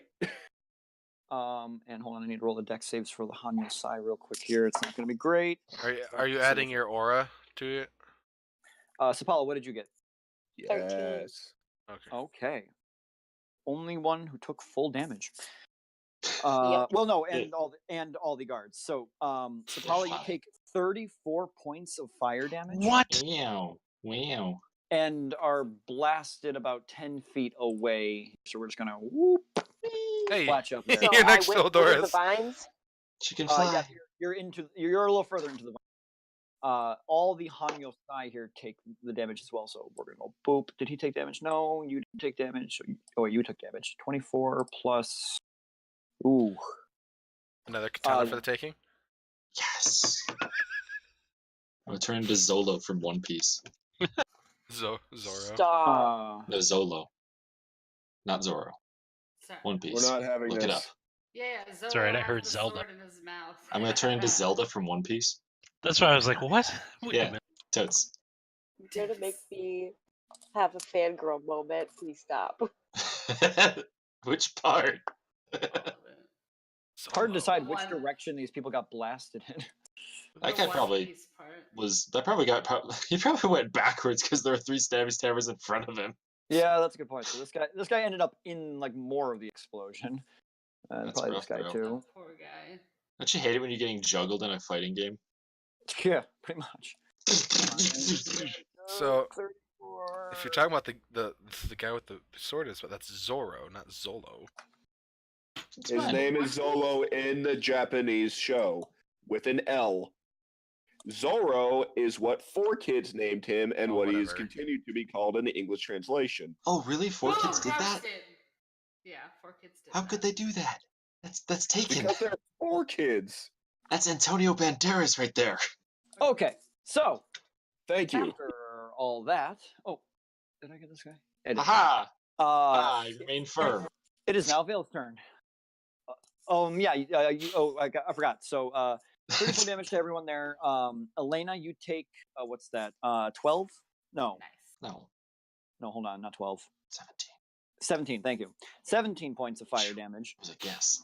and are blasted. We're gonna say this-ish way. 10 feet. Vale, you take what on earth do you take? 8.5. 800. Cast, absorb elements. Sometimes And I think you fail. Bernie, you take 14 or 17. Or no, did this happen? This happened at the top of the round, right? Mhm. Yes. Before my turn. Yep. Yes. Okay, so then I don't have that reaction. Okay, 14. 17. Hmm. Or is, Sorry, I was looking at my math. 17. You're right. I mean, I'll take 14, but I'll also take 14. No, it's you I have 17. to took take full 34. damage.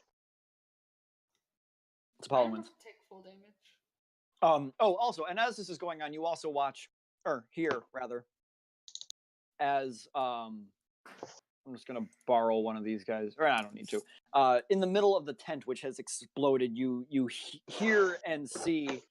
"Ah!" That's fine. This one goes catapulting into the trees a little bit. That's fine. Whee! No sympathy for him. He's Yeah, fine. I don't really feel bad about that. Yeah, Oh neither do no! I. Stop! Come back! Does he die?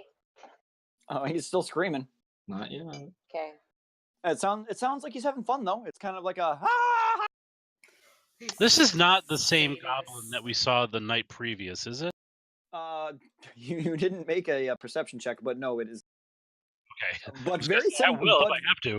But very similar looking. Yes. Was it a goblin the previous Oh night? shit. Yes. It was. Oh, When we were in the Alright. forest. thought it was a frog man. No, it was a goblin. Okay. The There was a goblin. It was, frogman and a goblin. yeah, the goblin ran by our camp. Remember? Oh, that one. Sorry, I thought No, we were this talking about one. the guy. I thought we were talking about someone else. Vale, it's your turn. Yeah. Well.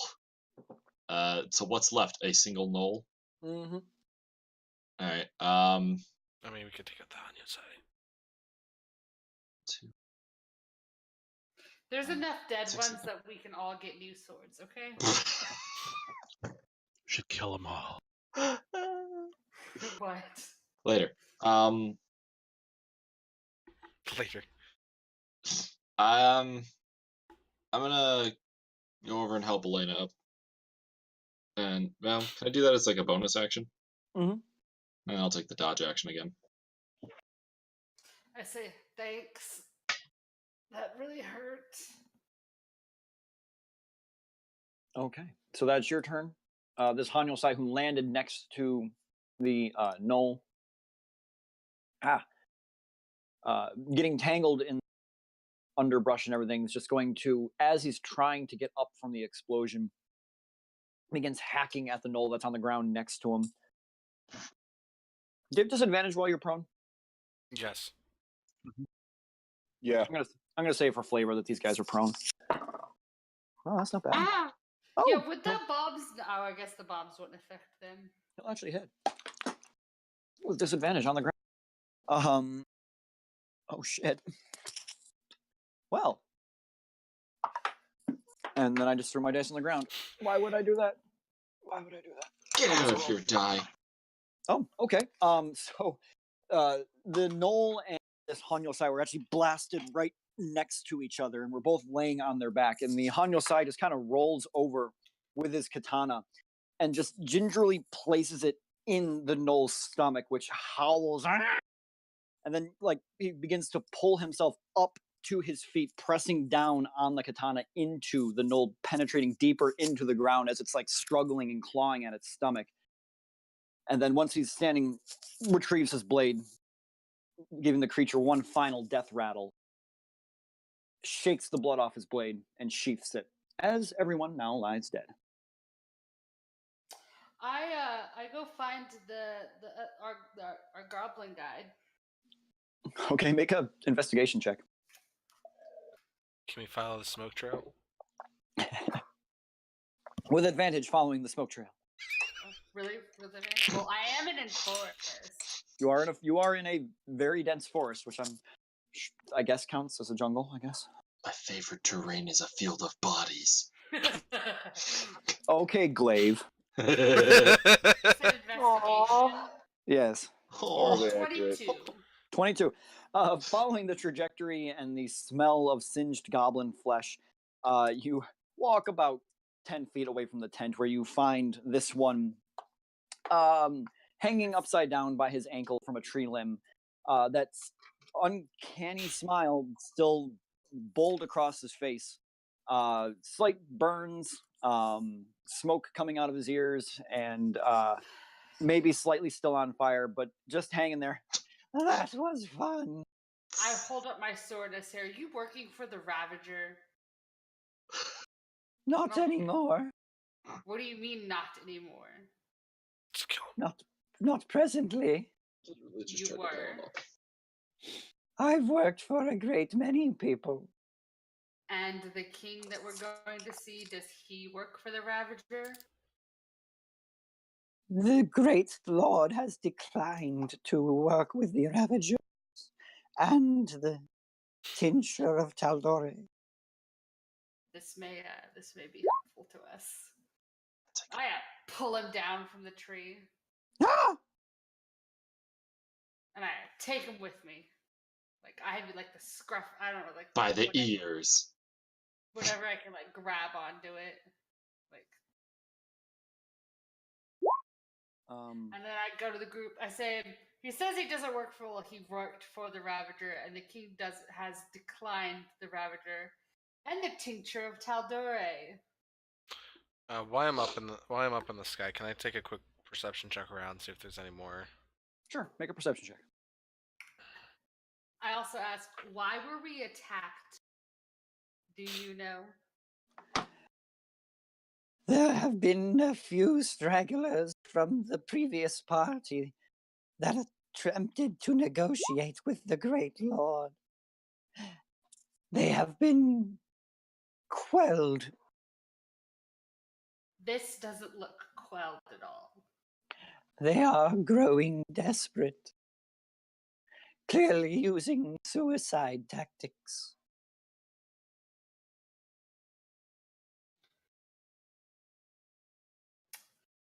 So Yildiris, are we going to see the king?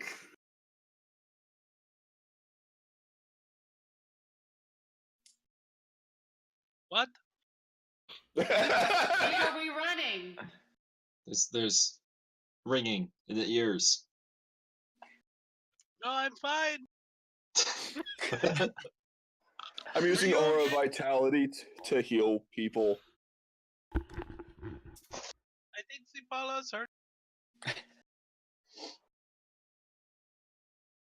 Yildoris. Yes. Sorry. Am I I just love how you got. shouting? Do you still want to continue with them? Look at you. You're hurt. Why are we even talking about this right now? Because it's important. What's important is getting you better. Oh, thank you. I You're appreciate that. avoiding But the question, Yildiris.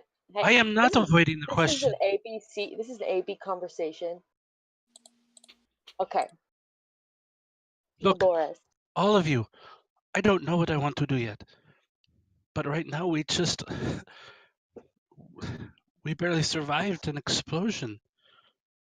Let's take care of us first. I am. Who needs D6s? Or who needs healing? I mean, I could use some healing.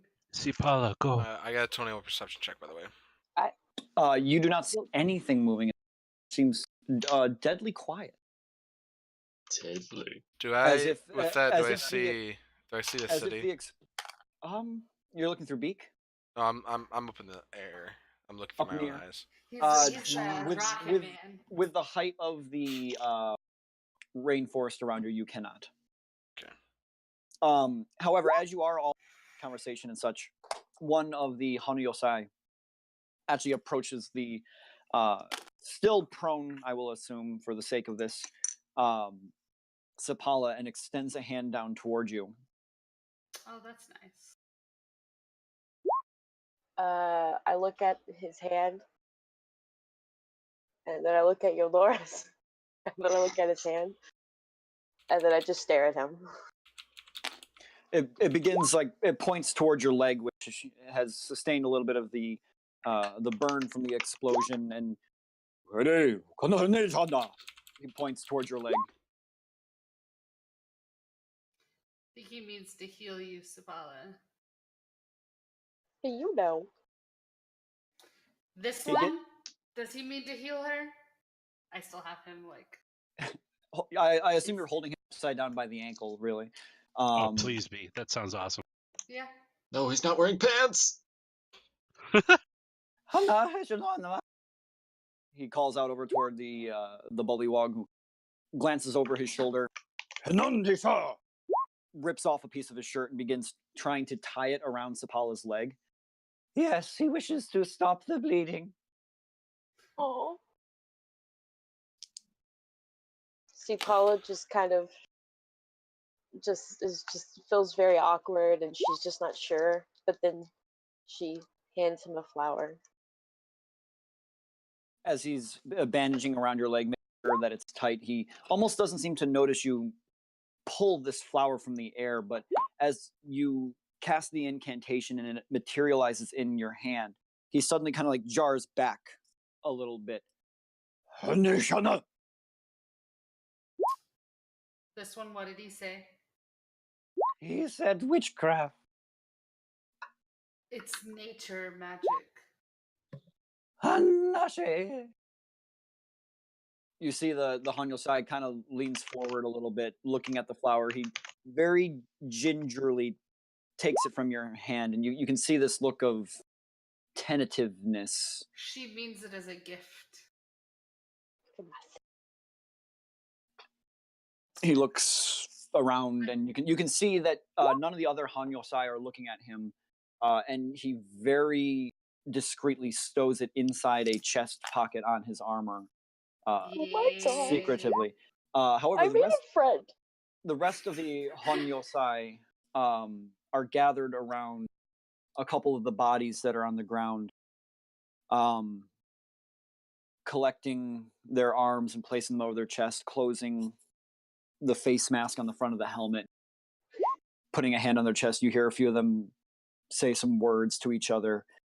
One of them gets angry and storms up and starts running, or not running, but quickly walking toward you, Elena. Oh shit. And as he approaches toward you, you take like a reflexive step back. It raises a hand as if to strike you, and then suddenly smacks this one who is still in your clutches. Boops her nose. And they start arguing back and forth between this one and the Hanyosai. This one, what is he saying? Still in your clutches and being kind of thrashed about by the 6-foot-tall frogman in front of you. Between hits, which aren't really seeming to hurt him, or at least as you know of stabby stabbers, doesn't really care. He is accusing me of laying a trap and does not trust me. Well, did you lay a trap? This one has done no such thing. Then how did they know we were coming this way? This one does not know.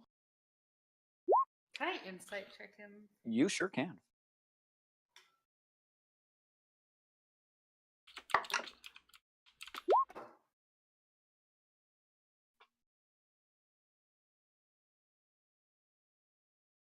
$26.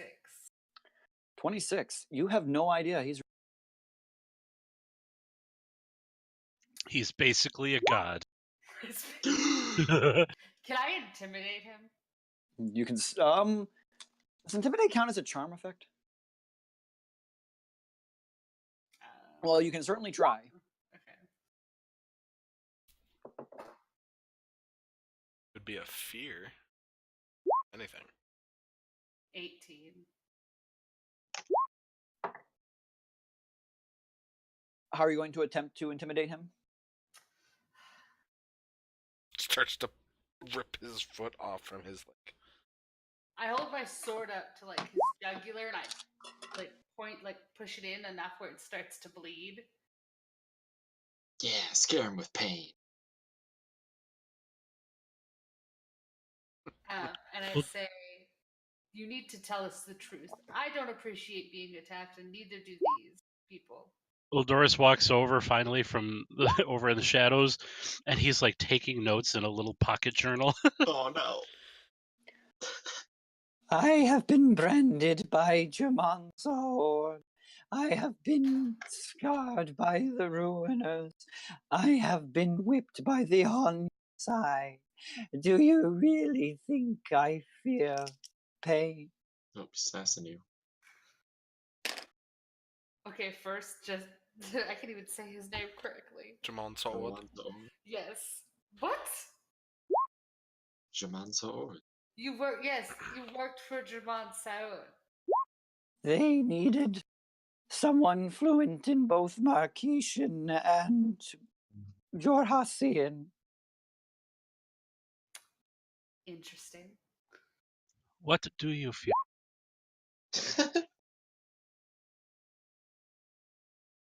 A cage. Oh, My heart is going out for him just a wee bit. You do see his face kind of get stoic for a brief moment as you're still holding him upside down. And by the way, the other bullywog has not ceased his assault on him and just keeps like smacking him and talking to him. I, as you're talking to him push as him well. away. I push him away. I'm just like, stop. He frustratedly goes off and begins rejoining the other bullywog who are removing effects and armor pieces from their fallen comrades and beginning to drag the bodies toward the edge of the road. is my bodywalk friend still with me? Yes, he is. He's still tending you. Oh, can I give him more flowers? She's got to get them all out before we get to the town because she needs his magic in there. We come around the cart, and he's just like in a pile of flowers. Yeah. Can I give him some of the free heals I'm giving out? These things are like cookies. Ooh. Yeah, so you're gonna heal some of the bullywog, the one helping Sapala. Yeah. Also, Alana, did you get your +8? Oh, no, but I can't add it now. There you go. All right, let's see what he gets. Fucking 12. Sorry. 12. Oh my As you lay, he begins to heal. That's a good cookie. He recoils from you as well, and you see him. He looks to you, and he feels the regenerative energy flow through his body, and you see him stand a little bit straighter. He gives you a nod and begins murmuring something to you. I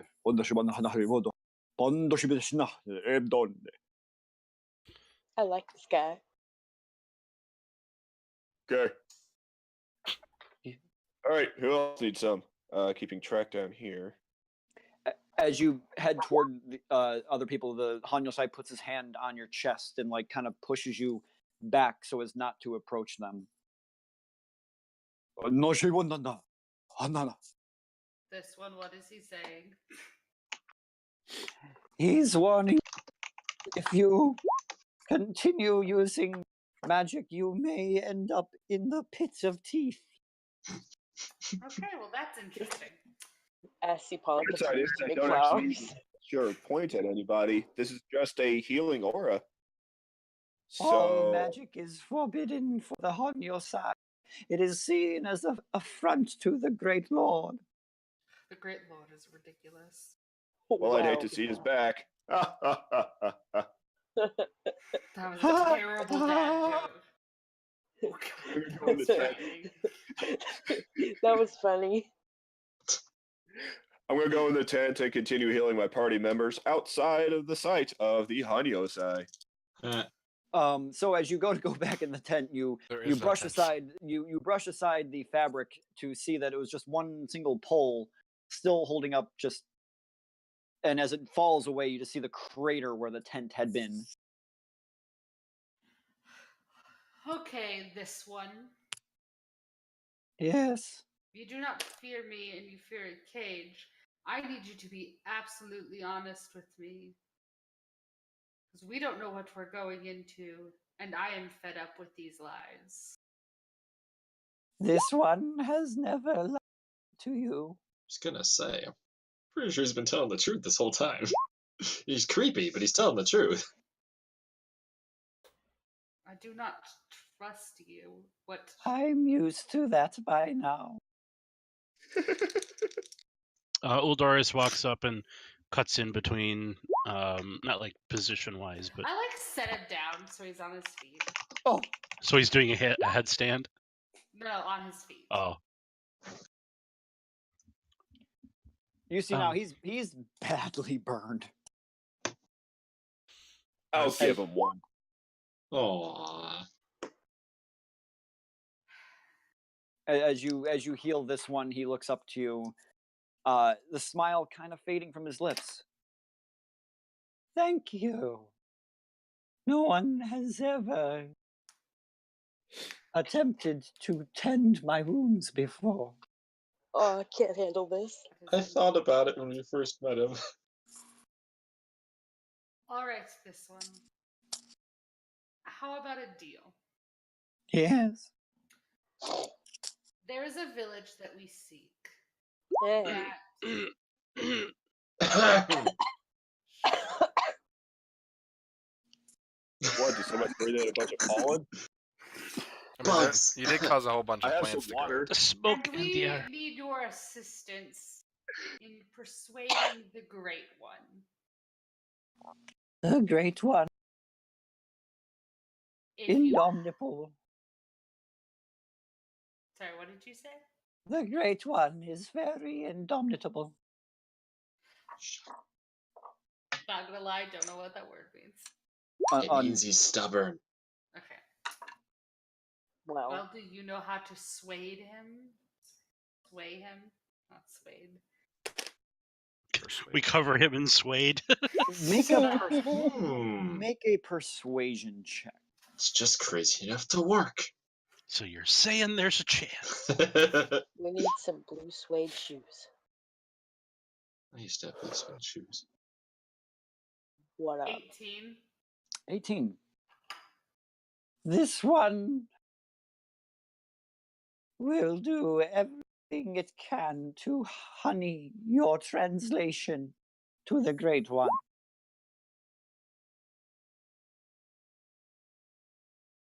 Inside. Then we will take your side that you did not cause this attack. This one's side? Well, the Hanusai are going to claim that you are the one who orchestrated this, and that might end you up in a cage. And if we take your side, possibly there's a chance that that won't happen. You ending up in a cage.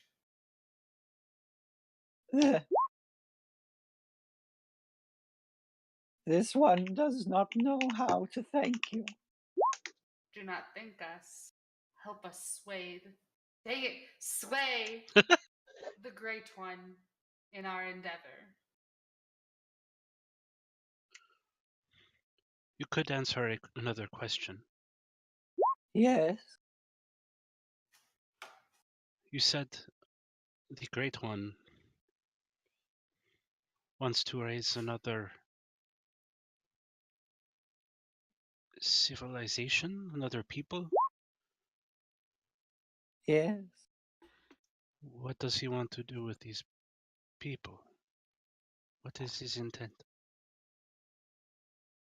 The Great One seeks to unify all the Riffin Mist jungle under one rule and establish itself as equal to the other races,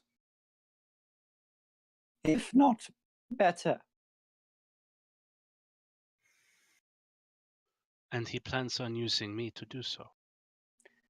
You will legitimize his claim to the throne, uniting the people under one name. And if I disagree? This one is not supposed to say. This one. I have an idea that may satisfy the Great One's wish in a way. Yes. I am Lady Elena from Whitestone. Name drop. Name drop. This is a purposeful name drop, guys, okay? Aren't they Alright. all? Continue. My brother Oliver, there is a civil war that may be happening on the continent of Tal'Dorei.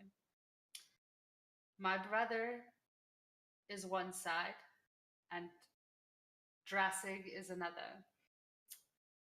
If my brother wins, he will become king of Tal'Dorei, and if the Great One allies with us, perhaps I can sway my brother into allowing him on a council and giving the Great One giving rule over this part of the land.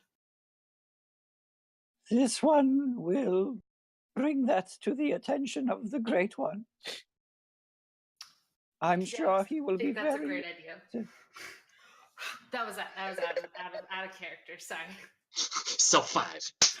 He looks around to all of you, and the smile begins to fade from his crooked lips, and you see him kind of returning to a slightly saner looking goblin for a moment as the carnage kind of weighs in, and whatever drugged up spell is cast on the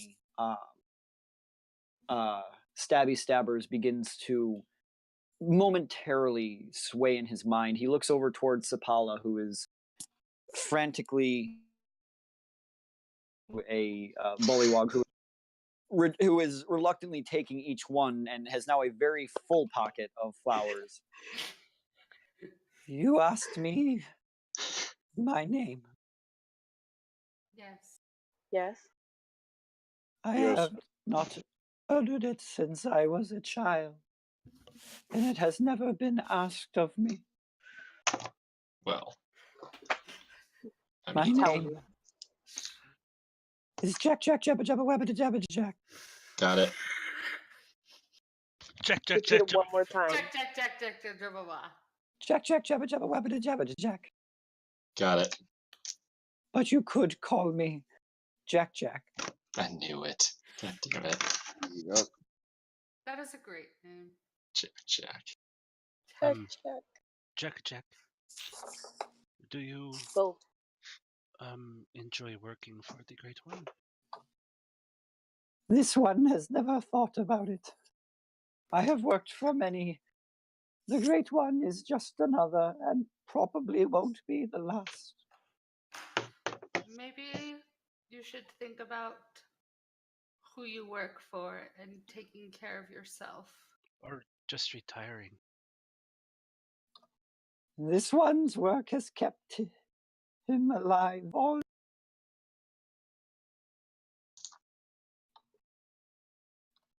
Well, the way things are going, it may put you in the ground one day. He looks around at the crater. This one agrees. So And you'll for the fun let of it, I have put in the Twitch chat how to spell his full name. Yay! That makes me so happy. So you'll And let Sweet. us. Do you Jack wish Jack to Jabba Jabba Wabba Jack.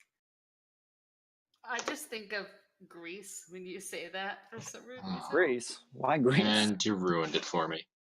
I'm sorry. I don't know why, but it's just like I don't know. Don't ask. Anyway, sorry. So Yildiz, do you wish to see the king or the great one, whatever he wishes to call himself. Chump. I don't think he calls himself that. To be honest, no. Not if he's going to use me to legitimize himself as whatever. Well, I gave an option where he doesn't use you at all, and he allies with us, and we take on Drassig. That doesn't mean he's going to take the option. Vale, what did your contact tell you? Be as plain and vague as possible. Plain and vague. If Well. that's a thing you can do.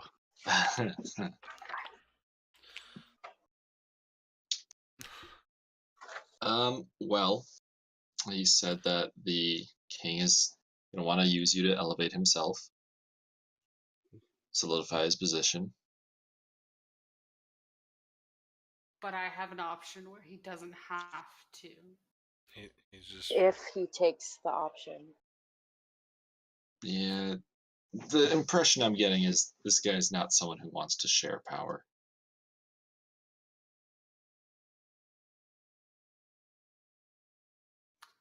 Well, how else are we going to have him not do what he's doing to the village? There's always the option where he doesn't have the option. Check. Yes. Why did you smile so much? This one has always been required to look presentable at court by every owner he's. If you worked for my family, that would not be the case. Why don't you blink? This one had his removed. Oh my god! By who? That was really southern, and I apologize. Bahoo! well, you brought it up, so. The Ravagers find ways of inflicting pain to cause insanity. Removing the eyelids forces one to not be able to look away from the horror. Oh, That is All Paula right. hands him a flower. It's about Witchcraft. Halo. I don't care. I have He one mo- He Go takes ahead. it and looks down at it, but you can still see that there's something not quite right about him. His lips are still slightly curled upward, if not all the way, and his eyes are kind of glossed over. And while he's having a lucid moment, you're not sure how long it could last. Check. I have another question. Yes. Are you being controlled by someone? Or are other people seeing what you see? Make a persuasion check. Question. I That's am charisma AF. Yeah. am the You're our pretty boy who just charms the pants off of everyone. And I got a natural 20 using the Scanlan D20 of all things. I'm so proud of you. I Our kid boy you not. Yuli. Our boy Yuli. And that would be 25. Go Yildores. Our boy Yuli. This one. This one cannot. Should not. She will hurt me in ways I did not think she would. Who? The other who sought the aid of the Honyosai. The other who claimed to be the child of light. Uldoris's demeanor changes drastically. Savior, can you dispel this? No can do. I cannot. Why? I do not have that ability. Don't have that spell. Wait, so the Jack, y'all can tell it between the two if they are the child of light or not. It is complicated. I've been getting that a lot lately. I'm tired of it. If we went, they could tell you if you are or not. We Could could also be use walking him. into a trap too. The That's other, likely. the We're other always came to the Honyosai claiming to be the child of light. But our Lord rejected their offer and claimed they were the one of darkness instead. We are always walking into a trap, unfortunately. This one is sorry he lied to you.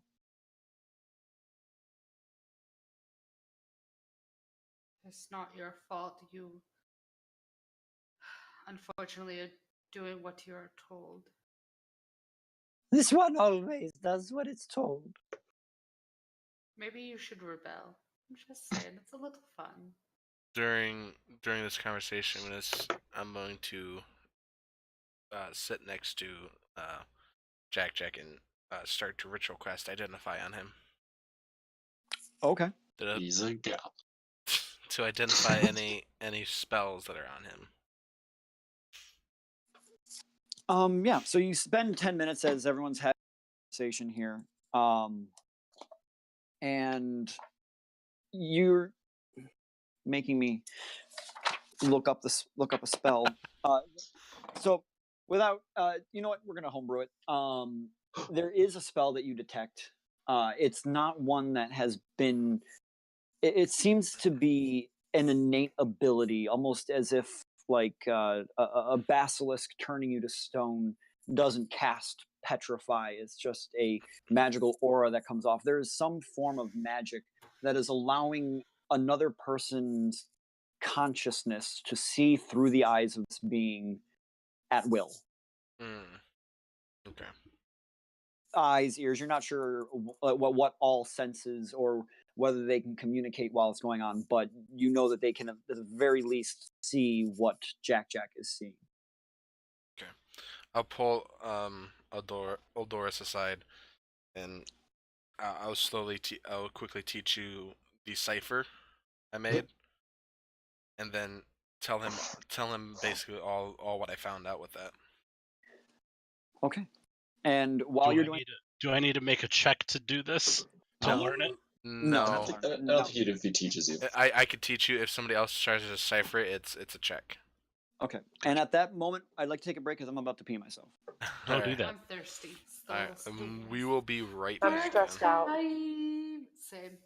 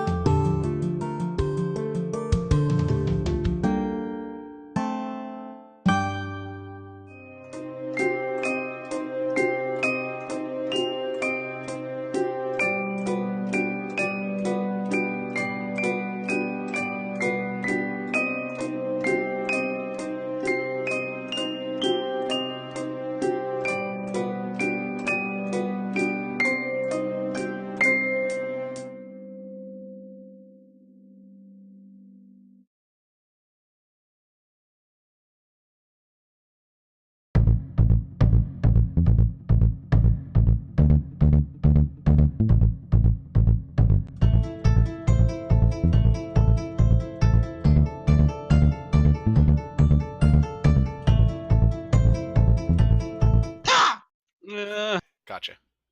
I'm a flower. Okay, and I think we're back.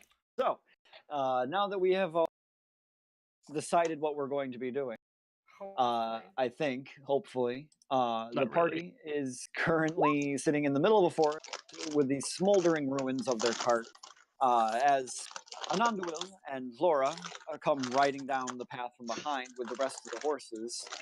As you come up, Laura shouts out, "What happened here?" We got attacked. Oh, I We wish killed it them. had- Anyway, so You missed it. what's the plan, guys? Kill As that the ass. as the hunter move the corpses off into the brush, they all kind of gather around, looking at you all expectantly. What if Yildiris and I tag team the talking situation? I mean, well, here's the thing. You're pretty good in some situations.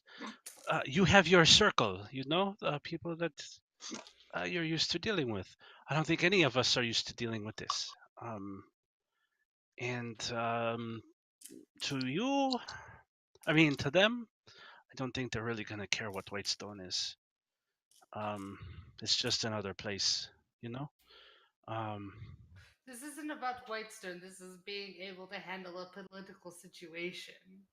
But that's Well, what I mean. Your offer. Your offer is not going to have any pull with My them. offer isn't that of Whitestone, it's that of the King of Taldore if he succeeds. If I may interject, I do believe the Great One would be interested in such an allegiance. Really? He's always looking for new friends. And I turn around and I look at Jack. And is that you talking or is that her talking?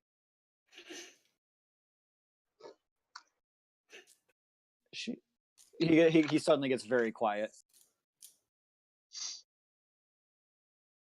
Insight check. Sure. We're going to figure this out, friend. Yay, +1 insight. 9. Yeah. 9. 9? For the first time, actually, though, Jack doesn't appear to be trying to hide anything, and looks ashamed and a little bit dejected. Oh. Alright then. So, about my offer, it might be useful. Or it could be dangerous. But yes. It's on the table. It's an option. Well, let's start. Are we going to the King or not? That's where we need to start. Or the Great One.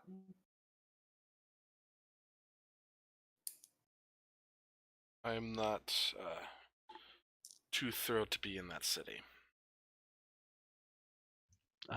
There's many of us who are not. Do we think we could get him to meet at a relatively neutral location? Do you ask that to Jack? Yeah. The Great One would never leave the palace. Even if he doesn't get to meet Ultaris? He would find another. I'm sorry, you say he would find another way? Yes. He'll spray paint another tiefling.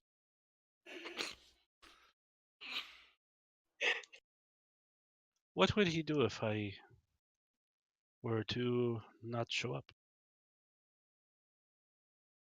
Most likely reject your citizenship. Oh, darn. Yeah. Oh, Could that be seen as a him not the king not being chosen, or whatever he wants to be legitimized? You don't understand. Right. The one You are not the first the people have thought were the prophesied one. The woman who came before was not the first. They always find someone. So And it's if not a they are matter of. wrong, Sorry? and if they are wrong, simply attribute it to not being the right time and move on. So it's not a matter of convincing him, it's a matter of convincing the people. Yes.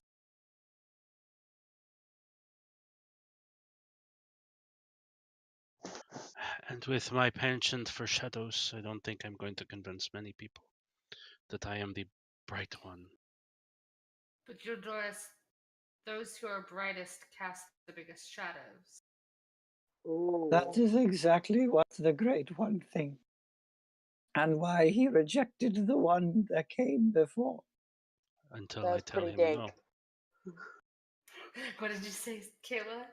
Sorry, that was pretty dank what you just said. Thanks. Take an inspiration point, Elena. Ah! I Oh, feel like when doesn't Elena Kayla says still have one stuff like too? that, Yeah, Kayla. I still do has have one. I feel like when Elena says stuff like that, her eyes just kind of glaze over and she's possessed for a second. Gasp! Profound wisdom. Ugh, sorry. You Profound. could be, you know. Yeah. Even a blind squirrel finds a nut rebellious. every once in a while.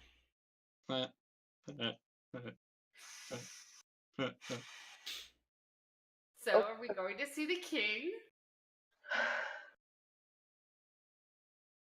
Or the Great One, whatever he wishes to be called. All in favor. And if I This is a good sign. if I turn out that to be what he wants, we just walk away. Yes. We try to at least. I'm asking Jack particularly. He would Oh. definitely reject your citizenship, but you may walk away. That's. If that's the worst that happens, You can have mine. So, all in favor of going to see the king? I don't think anyone's in favor of it. I just think that's our best choice now. Yes. Who thinks we should go see the king? I Well, still maybe not the right wording. Aye. of Who course you would thinks say that. dealing with the king is the only way to properly progress our current goal? Aye. I think it's probably Yeah. the best way. Okay. No We comment. are to walk then. Well, Well. my horse is here, so I'm gonna ride. Same. So is my frog creature. Oh yeah, Secret. You guys Yeah, forgot I farm summoned creature. that. that's right. I forgot about that. So everyone, their respective mounts or. I let Jack ride on the horse with me. Oh, I was I'm gonna say, riding with Eudorus. as you ride on the Hun, they hop alongside briskly, but not quite as fast as the horses. You begin to make a little bit better time than you were carried down the street. As the sun begins to set over the Riffin Mist jungle, the trees begin to clear a little bit, and you suddenly see on the horizon a massive column of smoke rising into the sky. Your first instinct is, what village is burning? What horrible disaster has occurred in this area? But as you crest the hill and gaze over the entire landscape in front of you, you see, nestled in the nook of two rivers that meet, a huge city, larger than Whitestone, with a massive circular wall around the outside, surrounded by spikes and stone turrets, with beautiful shingled roofs sloping upward into massive spires and points. Ancient crumbling buildings with newer ones built on top. You see before you the capital of Hon Yosai. Dun, dun, dun. what looks to be hundreds of lit forges glowing from the inside, every street lit and billowing forth the smoke of industry. You begin to make your way closer and closer to Hanyosai. As you make your way, the swamp gives way to, or the jungle gives way to a flatter swampland. Large bogs and marshes with rotting trees and enormous mushrooms spring up from here and there. Small, cobbled together dwellings begin to pop up here, there, and everywhere as you make your way toward the city. Where as you pass, you see various people going about their evening chores as the sun is setting. Families gathering around, practicing swordplay, and the children going about their cleaning laundry to dry. As you approach the massive gate to Hanyosai, you see 5 of the largest Hanyosai warriors standing guard, each one holding that giant maul. As you approach the gate, they each turn and press the city doors open. Massive doors, easily 30 feet tall, can't read my own notes, that swing inward, covered with spikes and arrow slits. The door opens and you see a massive marketplace. People bartering, trading grain, sacks of rice, and it's completely packed in this city. As you walk with the Hanyosai through the streets, you see everyone is wearing around their neck a different colored medallion. The green, or the red, green, and yellow. And you can clearly see a almost caste system form as you walk through the streets. A very old, decrepit, beggar-looking frog person sits in a gutter on the side of the street. He has no medallion around his neck, and he is frantically cleaning the gutter. And some of the bullywog are actually throwing trash into the gutter as they walk by, saying a few words in the bullywog language and bowing to him as they continue walking past, as he cleans up the rubbish that they have thrown into a large sack. And as you pass, one of the guards in your party stops, seeing this man on the ground, and hands him a red medallion, and then continue walking.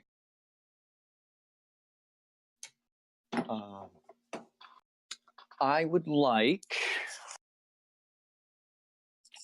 Everyone to roll initiative. everyone roll initiative. Kill them all. Uldores, I need a perception check. Or actually, what's your passive perception? I don't know. It's 10 plus your perception modifier, right? Perception so. skill, yeah. I believe that would be 13. 13. Okay. Not great. But I do know there is someone with ridiculous perception, correct? Yep, 20. 20. Oh, Passive Uldores, perception of 20? Yep. you do not notice this. However, as you are walking, a small bullywog man in a hood kind of brushes past Uldores as you're walking the streets. And Xavier, you see, as he goes by, his hand slips into Uldores' pocket and pulls out a few gold coins as they continue walking past. Well, Doris, your coin purse is just robbed. As you say this, the bullywog looks to Uldores, who suddenly you catch his eye, and he begins to run down the street, pushing past people. I'll be right back. Gonna give chase? I'm fairly confident I'm faster. Oh yeah. So with your monk speed, you run and You run and What? Put what? The cliffhangers. My God. I think I got him, guys. Yeah, totes. That was You're easy. just gonna grab him. Huh? Oh, you cut out. Oh, yeah, you catch up to him. Oh, yeah. I will grab him, spin him around, like cock a fist back. Cock a fist. A- Other As one. you spin him around, he begins to mutter to you.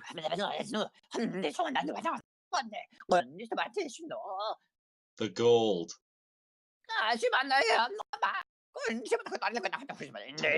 Java.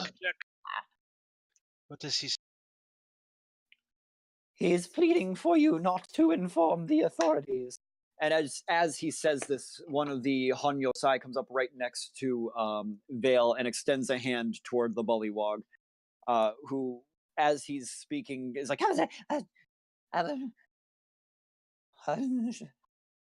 and produces forth the 5 gold pieces that had been taken from Eldorus.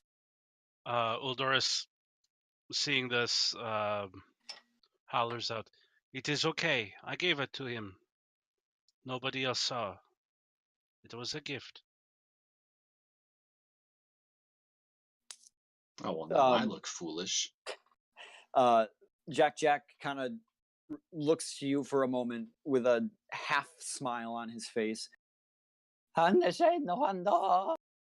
to the Hanyosai guard. The guard looks back, kind of surprised toward you. Pointing toward the little one, having not taken the gold yet. He looks very confused. Yeah, I just stare down the one that I stare down the one that took it from me, and I just kind of like eye him. Make a deception check. Okay. Roll high. I don't know if I want to roll high. Deception. That's a 19. Lost you there. That's a 19. Oh. The guard looks to you, looks to the little one, then suddenly looks to Vale, who's like got a fist cocked back. Wow. Okay. Um,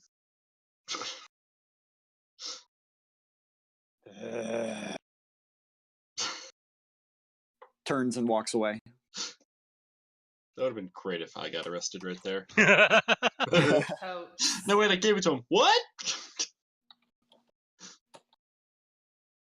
Yeah, just I'll let him go. Just kind of brush him off a little bit. Oh yeah. Immediately, as soon as you that Bullywog turns and goes running up toward Eldorus and hits his knees, hands cusp in front of him. You have another worshipper, Eldorus. Wait, is this a different one? No. This is the one that just pickpocketed you. And as Elena says this, Jack interjects. He is not worshipping. He is thanking you for sparing his life. Oh, okay. That's different. Uldoris just nods at him, keeping his eyes locked, like eye to eye. Like, don't do it again. Eventually, he awkwardly stands back up and runs back into the crowd through the marketplace. So you are currently being led toward the city, which appears to slope in the middle upward, and in the center is a massive temple structure with 4 staircases one on either side of this square building. But you are being led up the western staircase by Jack in the remaining. How many were left? Let me see here. Like 6. 2, 1, 3, 4. 2, 1, 2, 3, 4. It's 5 or 6. 5 or 6. 6. I Yeah, I think counted. it's 6. Of the Hanyosai. Still mostly injured, though one of them a little better than the others. And one covered in flowers. That's the same one that's a little better healed than the others. Hey. And the staircase is long and tall, almost as tall as the one that Elena went up on Singorn. Group hug. Buddy system. Buddy system. We're all around Benedictus. Just Okay. packed in sight. What's the Through radius? my glory, you are made better. 10 feet. Oh, it's not, okay, that's not as bad as I was Or thinking. 10 or 15 feet. 10 Okay. feet. Ah, I can fireball. remember. I'm going to make a perception check with disadvantage for I don't have to be as huddled as I was imagining. Oh, never mind on the frightened thing. That is 10th level. Damn. So One level. One level away. next time. As you are doing your little huddle, one of the Hanyosai you are walking with begins to look back toward you and almost makes eye contact with Benedictus, who's casting the spell. He's not I am casting. not Passive. casting any spell. It's a passive ability of the paladin. It just happens. Like, it exists. It's a morale just think- boost. Okay, I well, see It's shiny. it exists. Cause Oh. he's I- sparkly. Hold on, guys. Hold on. It is a constant buff. I sleep, it is on. I'm awake, it's on. I I think it's go when to you're the bathroom, I it's think it's when on. you're conscious. so No, we don't need a group hug then. No, Not- we're just not standing always. close to Stay it. It's 10 within feet. 10 feet. Gotcha. Got it. Never mind then. Just a mosh pit. Never mind then. There was going to be a real cute moment where the side that was given the flower was going to distract the guard that was about to notice. Ah. Oh, That's what happens when you guys all jump on him and say, no, no, no, no, no, no. You still can. I mean, Anyway, so It looks silly. you are led up the staircase, and the first thing that you notice are more of those flags that you saw before of the two, one black, one white tiefling figure in simplistic art styling. However, as you come to the top and the very crest of this temple, you see that rather than a stonework interior, the temple opens up into a almost swamp-like courtyard with a large marsh being bisected by a long stone path. And at the end of this path, you see a throne with a gold kind of drapery covering it, and a figure wearing a golden robe sitting on top. A portly, oversized bullywog, shorter than the Hanyosai you are walking with, and about the regular size of the other bullywog, but probably easily 250 to 300 pounds, sitting at the other end of this room. But that's not the biggest thing that catches your eye. As you step into the temple, you see surrounding the throne, like an archway to either side, two massive statues, 20 feet in height each, the tops of their heads cresting the ceiling. One statue is black. The other statue is white. And both stand with their hands, one over a weapon in the left and or right hand on the outside, and their hands clasped in the middle over the throne in the bottom. And they are clearly tiefling statues. Great. ah! Oh, that's so cute. I drew this myself. What? I A made different it map? cool. Okay, easy. I'm also getting like Zora domain vibes. In the room, you see 4 of the massive toad mounts that the Hanyosai were using, with 2 of the, with one Hanyosai standing next to it in full ornate battle armor, and 2 other of the Hanyosai down by the statues. You know what? Hang on here. There's a thing I need to do. Oh, One of these statues is black. I was going to tint one, but It's I forgot to. So you are all currently somewhere over here, but we don't need to draw that. I just kind of wanted you to see what the throne room looked like scale-wise. Nice. but the ceiling's about 20 feet high and covered in vines and overgrowth. And it's very arid and hot in here. As you come in, Jack begins to walk faster and makes his way over toward the throne where the portly person that you can assume is the Great One is seated. And you see him almost beaming from ear to ear as Jack approaches the throne. And you hear him,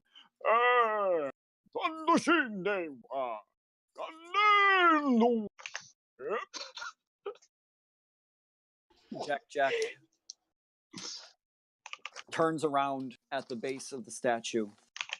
You are now in the presence of the great lord, emperor of the Riffin Mist, monarch of the Basin Swamps, sultan of the Tsar, baron of Kaimal, caliph of the great commune of Drakit, czar of the Eastern Watch and majesty of all Taldore, prince of the fourth stone of Craghammer, sovereign of Stilben, lord regent of Western, commandant of the Dividing Plains and count of the North Sea, duke of Wildmount, earl of the first house of Whitestone, governor of Drina, magnate of the Cobalt Soul, eminence most notable, and highness the great sire of the never-ending Grand Poobah Nobushi on your side.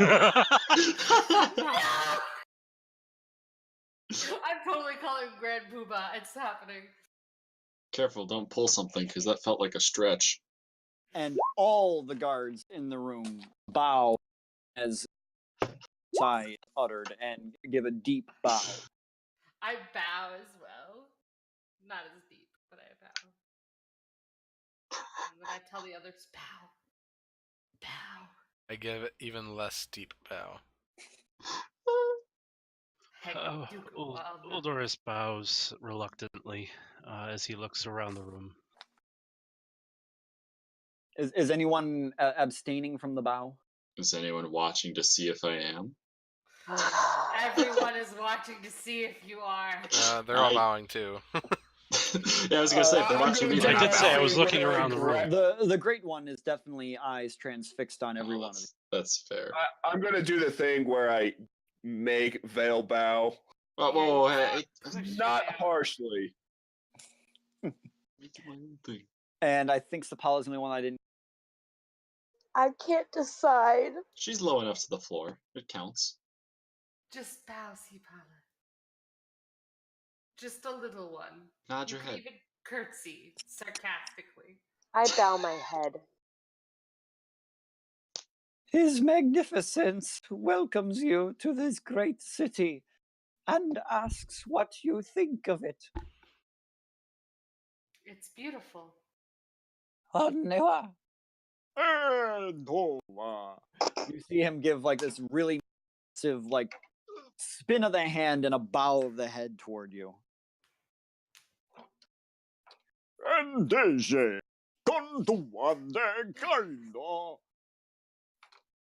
His Grand Sovereign wishes to welcome the prophesied child of light as well, and ask how he might be of aid to you. Yildoras? Uldoris is still bowing and slowly kind of stands up.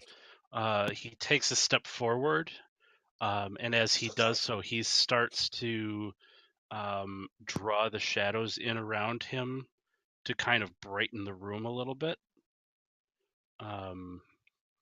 And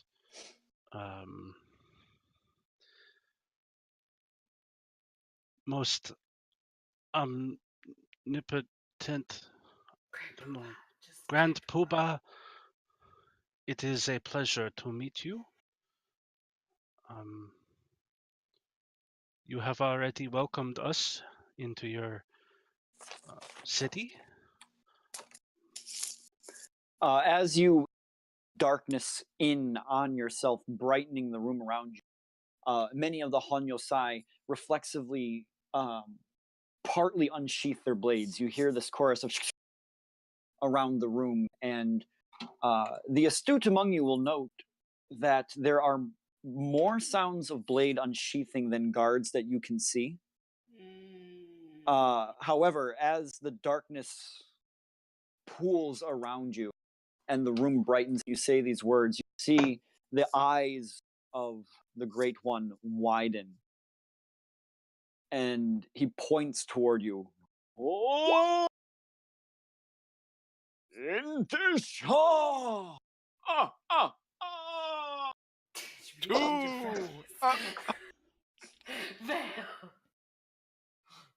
And this one translates, His Great Eminence states, you see, I am right.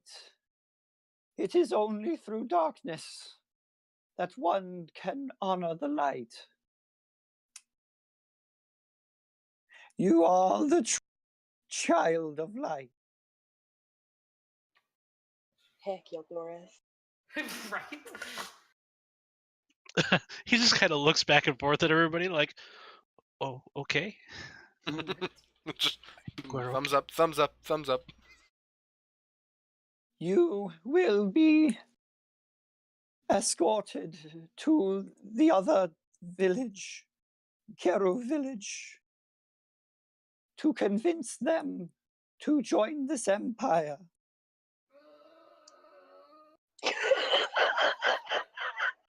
Was that Vale? No, that was me. That was me. That was Elena making a decidedly veiled. I'm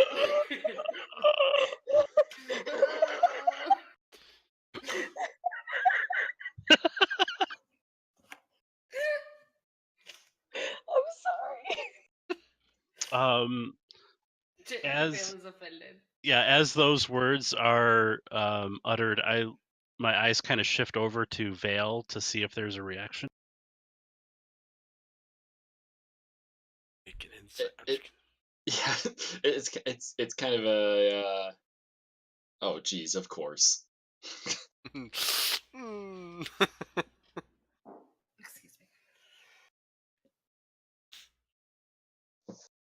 What are you gonna say? And what did you say the name of the village was?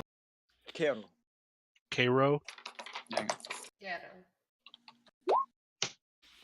Keru. Okay. Type it. My Japanese is off tonight. I'm sorry. That's fine. fine. So Uldoris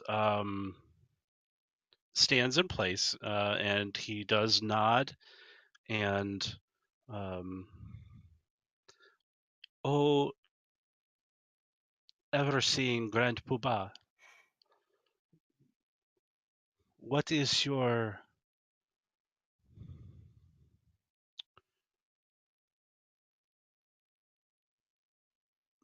I don't know how to say this because I don't want to piss him off. What is your need for such a village? He begins. He looks at you for a second. Kind of gives a chuckle, and begins to drink some form of beverage from a goblet, and then goes into a rather series of words and grand descriptions with his hands, and Jack begins to translate because I don't really feel like continuing my talk. Understandable. The great count would like to offer you an explanation. The Wollywog were once a primitive people, scattered and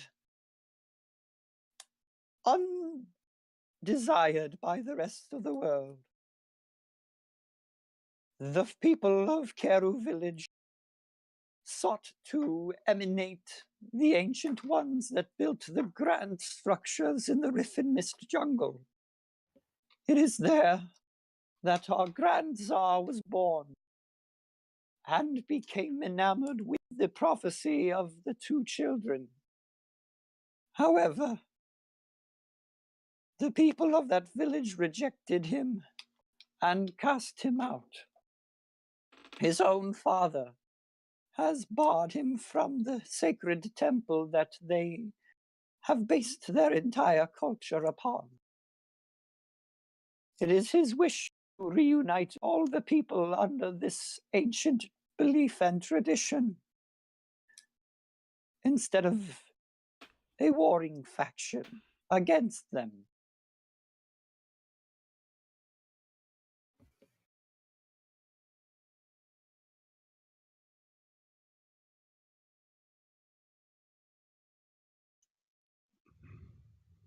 Oh, great Puba.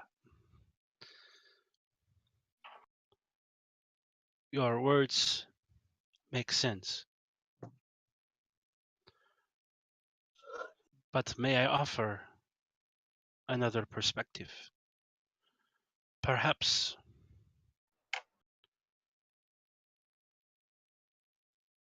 not all needs to be the same. And Uldoris kind of, he looks around, he's looking at everybody else, wishing somebody else would talk because you don't know what he's doing. I And don't he's know like, where you're going with this. he's struggling for words. And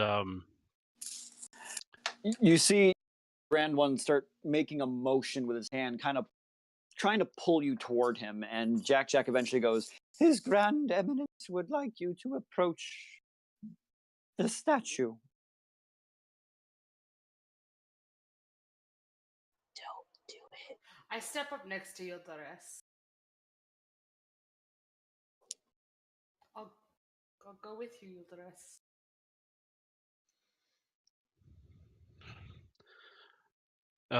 Uldoris turns to Elena and says, I didn't even get to finish what I was going to say. Maybe it's better that way. I don't know. What were you trying to do? I don't know. Maybe Let's dissuade just- him. I let's- don't know. Let's see what he wants. And Okay. we'll work from there, okay? And when you need to, I'll step in with my deal of thing. As you begin walking up toward the statue, making I your way I walk slightly behind Yildiris. So he's Oh, not- thanks. making your way toward it, the Grand Emperor begins talking again, and Jack continues speaking. The Great One would like you to witness the Code of the Ancients, known as the Code of the Forge. It is what drove him to greatness as a child, and wishes you to see it with your own eyes as well. And as you approach, do you read Infernal? Yildiris. I'm looking. Hang on. You do. You do. I feel like you do. Yes, You do? I do. So you see at the base of the statues a placard between the two of them that appears to be shattered. Only half of its inscription is readable. And as you come up, so the half that you can read reads thus in Infernal. The Code of the Forge, intended to make a leader strong and fit to rule. A blade starts as cruel iron. It is the forge that changes it to be pure. So too must you hone yourself. A leader is forged in the fires of passion. A leader must be swift to strike. A leader is strengthened by the hammer of law. A leader is best tested in battle. A leader is sharpened at the grindstone of discipline. With these virtues, may you rule for 1,000 years. Is this only half of what it says? That is only half. It is split down the. It is split down the middle as each line is the left side, and there is a right side to accompany it that is missing. And is this plain enough for Uldoris to see? Yes.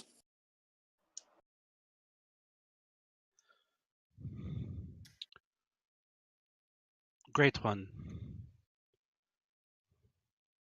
These are noble words, but I fear you only have half of them. That is why he wishes to return to Keru village to find the other half of the slate. Olena has an idea. Did you say Elena has an idea? Yeah. Out loud. I whisper it to Eldorus. Elena has an idea. And what idea does Elena have? Do you want me to say it, or do you want me to tell you so you can say it? Oh, great one. May we have a moment? Duh! I will take that as Yes. a yes. And he grabs Elena's arm and turns around and rushes back to the group, like power walks back to the rest of the group. Okay, here's my idea. Whisper. Here's my Stage whisper. idea. Here's my idea, okay, guys? What if we agree to go in and get the other half of the plaque, right? If he leaves the village alone. I mean, It's it would work. sacred. They're probably not going to go for that either. Maybe not, like, maybe a copy of the plaque, or Copy. I don't think he'll go for that. something. They have a scanner. Yeah. We can just email it to them. Yeah. It's an idea, at least. How about we just ask? How about we just say, why don't you let us go visit this village and We'll speak bring to them? you back We don't. the words. No, He no, wants no. the word. No. But he wants Let's not- what the plaque says. I know, but let's not promise it. We'd be very vague and say that we're just gonna go how- there. On the plaque that we can see over there, roughly how long and wide is it? The full thing is probably 3 feet by 3 feet by 3 feet. So about a foot and a half is missing from the right side. If it's just to get a copy, if I see what the other side of the plaque is, I can easily, and actually I don't do that. I can make a copy that they can use to. I can make a copy of the other side of the words. Do we want to give it to them? It might We make don't know. him a little more tame. Let's be honest here. A little less dictatorish. Wouldn't it be bad to ask? I agree. We should be non-committal. We should check it out, and we should ask that they leave the village alone for the time being, at least. These are all great ideas. Also, we still have the idea of aligning with the House of Rome. You heard his titles. He already thinks he rules the world. That's very He's true. not gonna care. But he's not aligned with the world yet. Yeah, but he doesn't think that. So No, we he- continue to feed his ego, Yes. buy a little time, and Don't make a promise trip. anything. Make a trip to this other village if he allows it, and see what we can do. Yes. Without promising anything, because Of course. You can do it, you'll let us. Pat him on the back. Bernadictus, what do you think? I think that if I begin speaking, then I will say something to insult this man. And if I insult this man because of a certain opinion that I have of authority, we will be in a lot of trouble. Okay, good plan. Great, doesn't talk. Great. That's I agree with this plan. And break. Yeah. And Uldorus swiftly turns around and Pretending that didn't take 10 minutes. yes, and he's got a fake as can be smile all over his face, and Elena's Gra- standing right next to him. Oh, with the no, same kind of smile. Oh, your yeah, arm- okay. your arm is still in a death grip. Okay. You're and he with him no matter drags- what. He drags her going up with him. I'm going with you no matter what. Tap out. great ruler.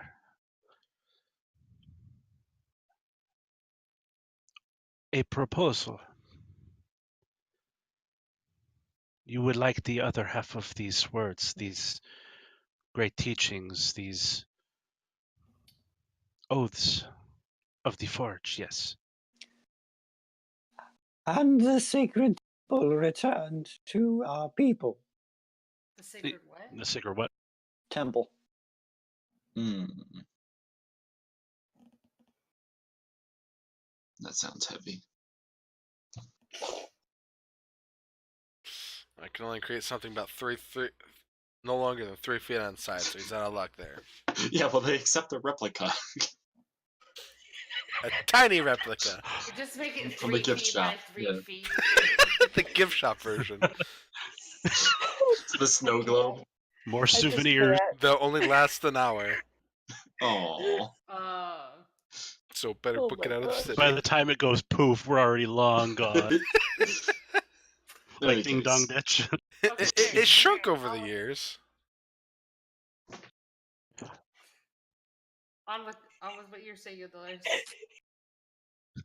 Perhaps we may travel to this place and have a look for ourselves and maybe speak with the people there. Of course. You will be led with a detachment of our greatest on your side to the village to witness them for yourself. Dolores now. What? Grand Poobah, I think that it would be wise to not that your great army would not be helpful, but if you wish us to attempt to convince them to join you, showing up in great numbers would not be wise. The people have resisted all other forms of subjugation. What makes you think you will be able to convince them? Great one. You did say I was the chosen one, correct? And he Yes. draws the shadows in just a little tighter to Yeah. himself to brighten the room up just a little bit more. Make a persuasion check. Showmanship up in here. Right? Get it, you dumbass. Up in here, up in here. Yeah. Count is what I'm talking about. Woo! Natural 19. What, Yes. perception or Yes. persuasion? Persuasion, yeah. That'd be 24. Oh. The Earl of the First House of Whitestone twirls his mustache, kind of looking down at you for a We moment. don't have an Earl of the Faust House in Whitestone, but whatever. And Elena's dead.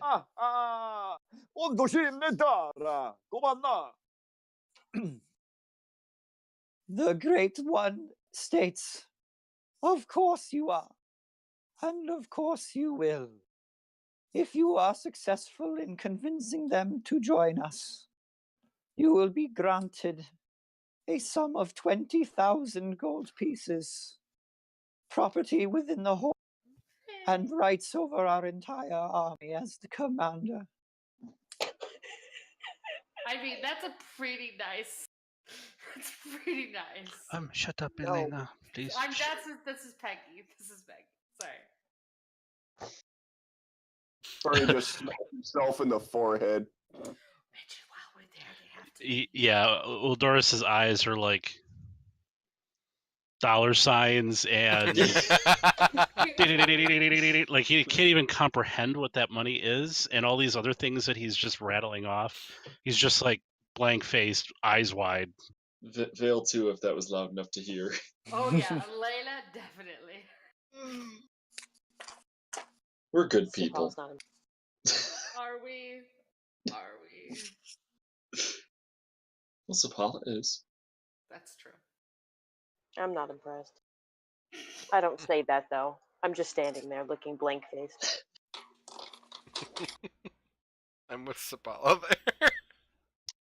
So Uldores bows awkwardly. Oh, Great One, be assured we will do our best. Not all believe as you do, but we will make every effort. Very well. You have 3 days. A week. Yeah, 3 days. Starting now, or as soon as we get there. Starting tomorrow. I'm joking. I wasn't saying that out loud.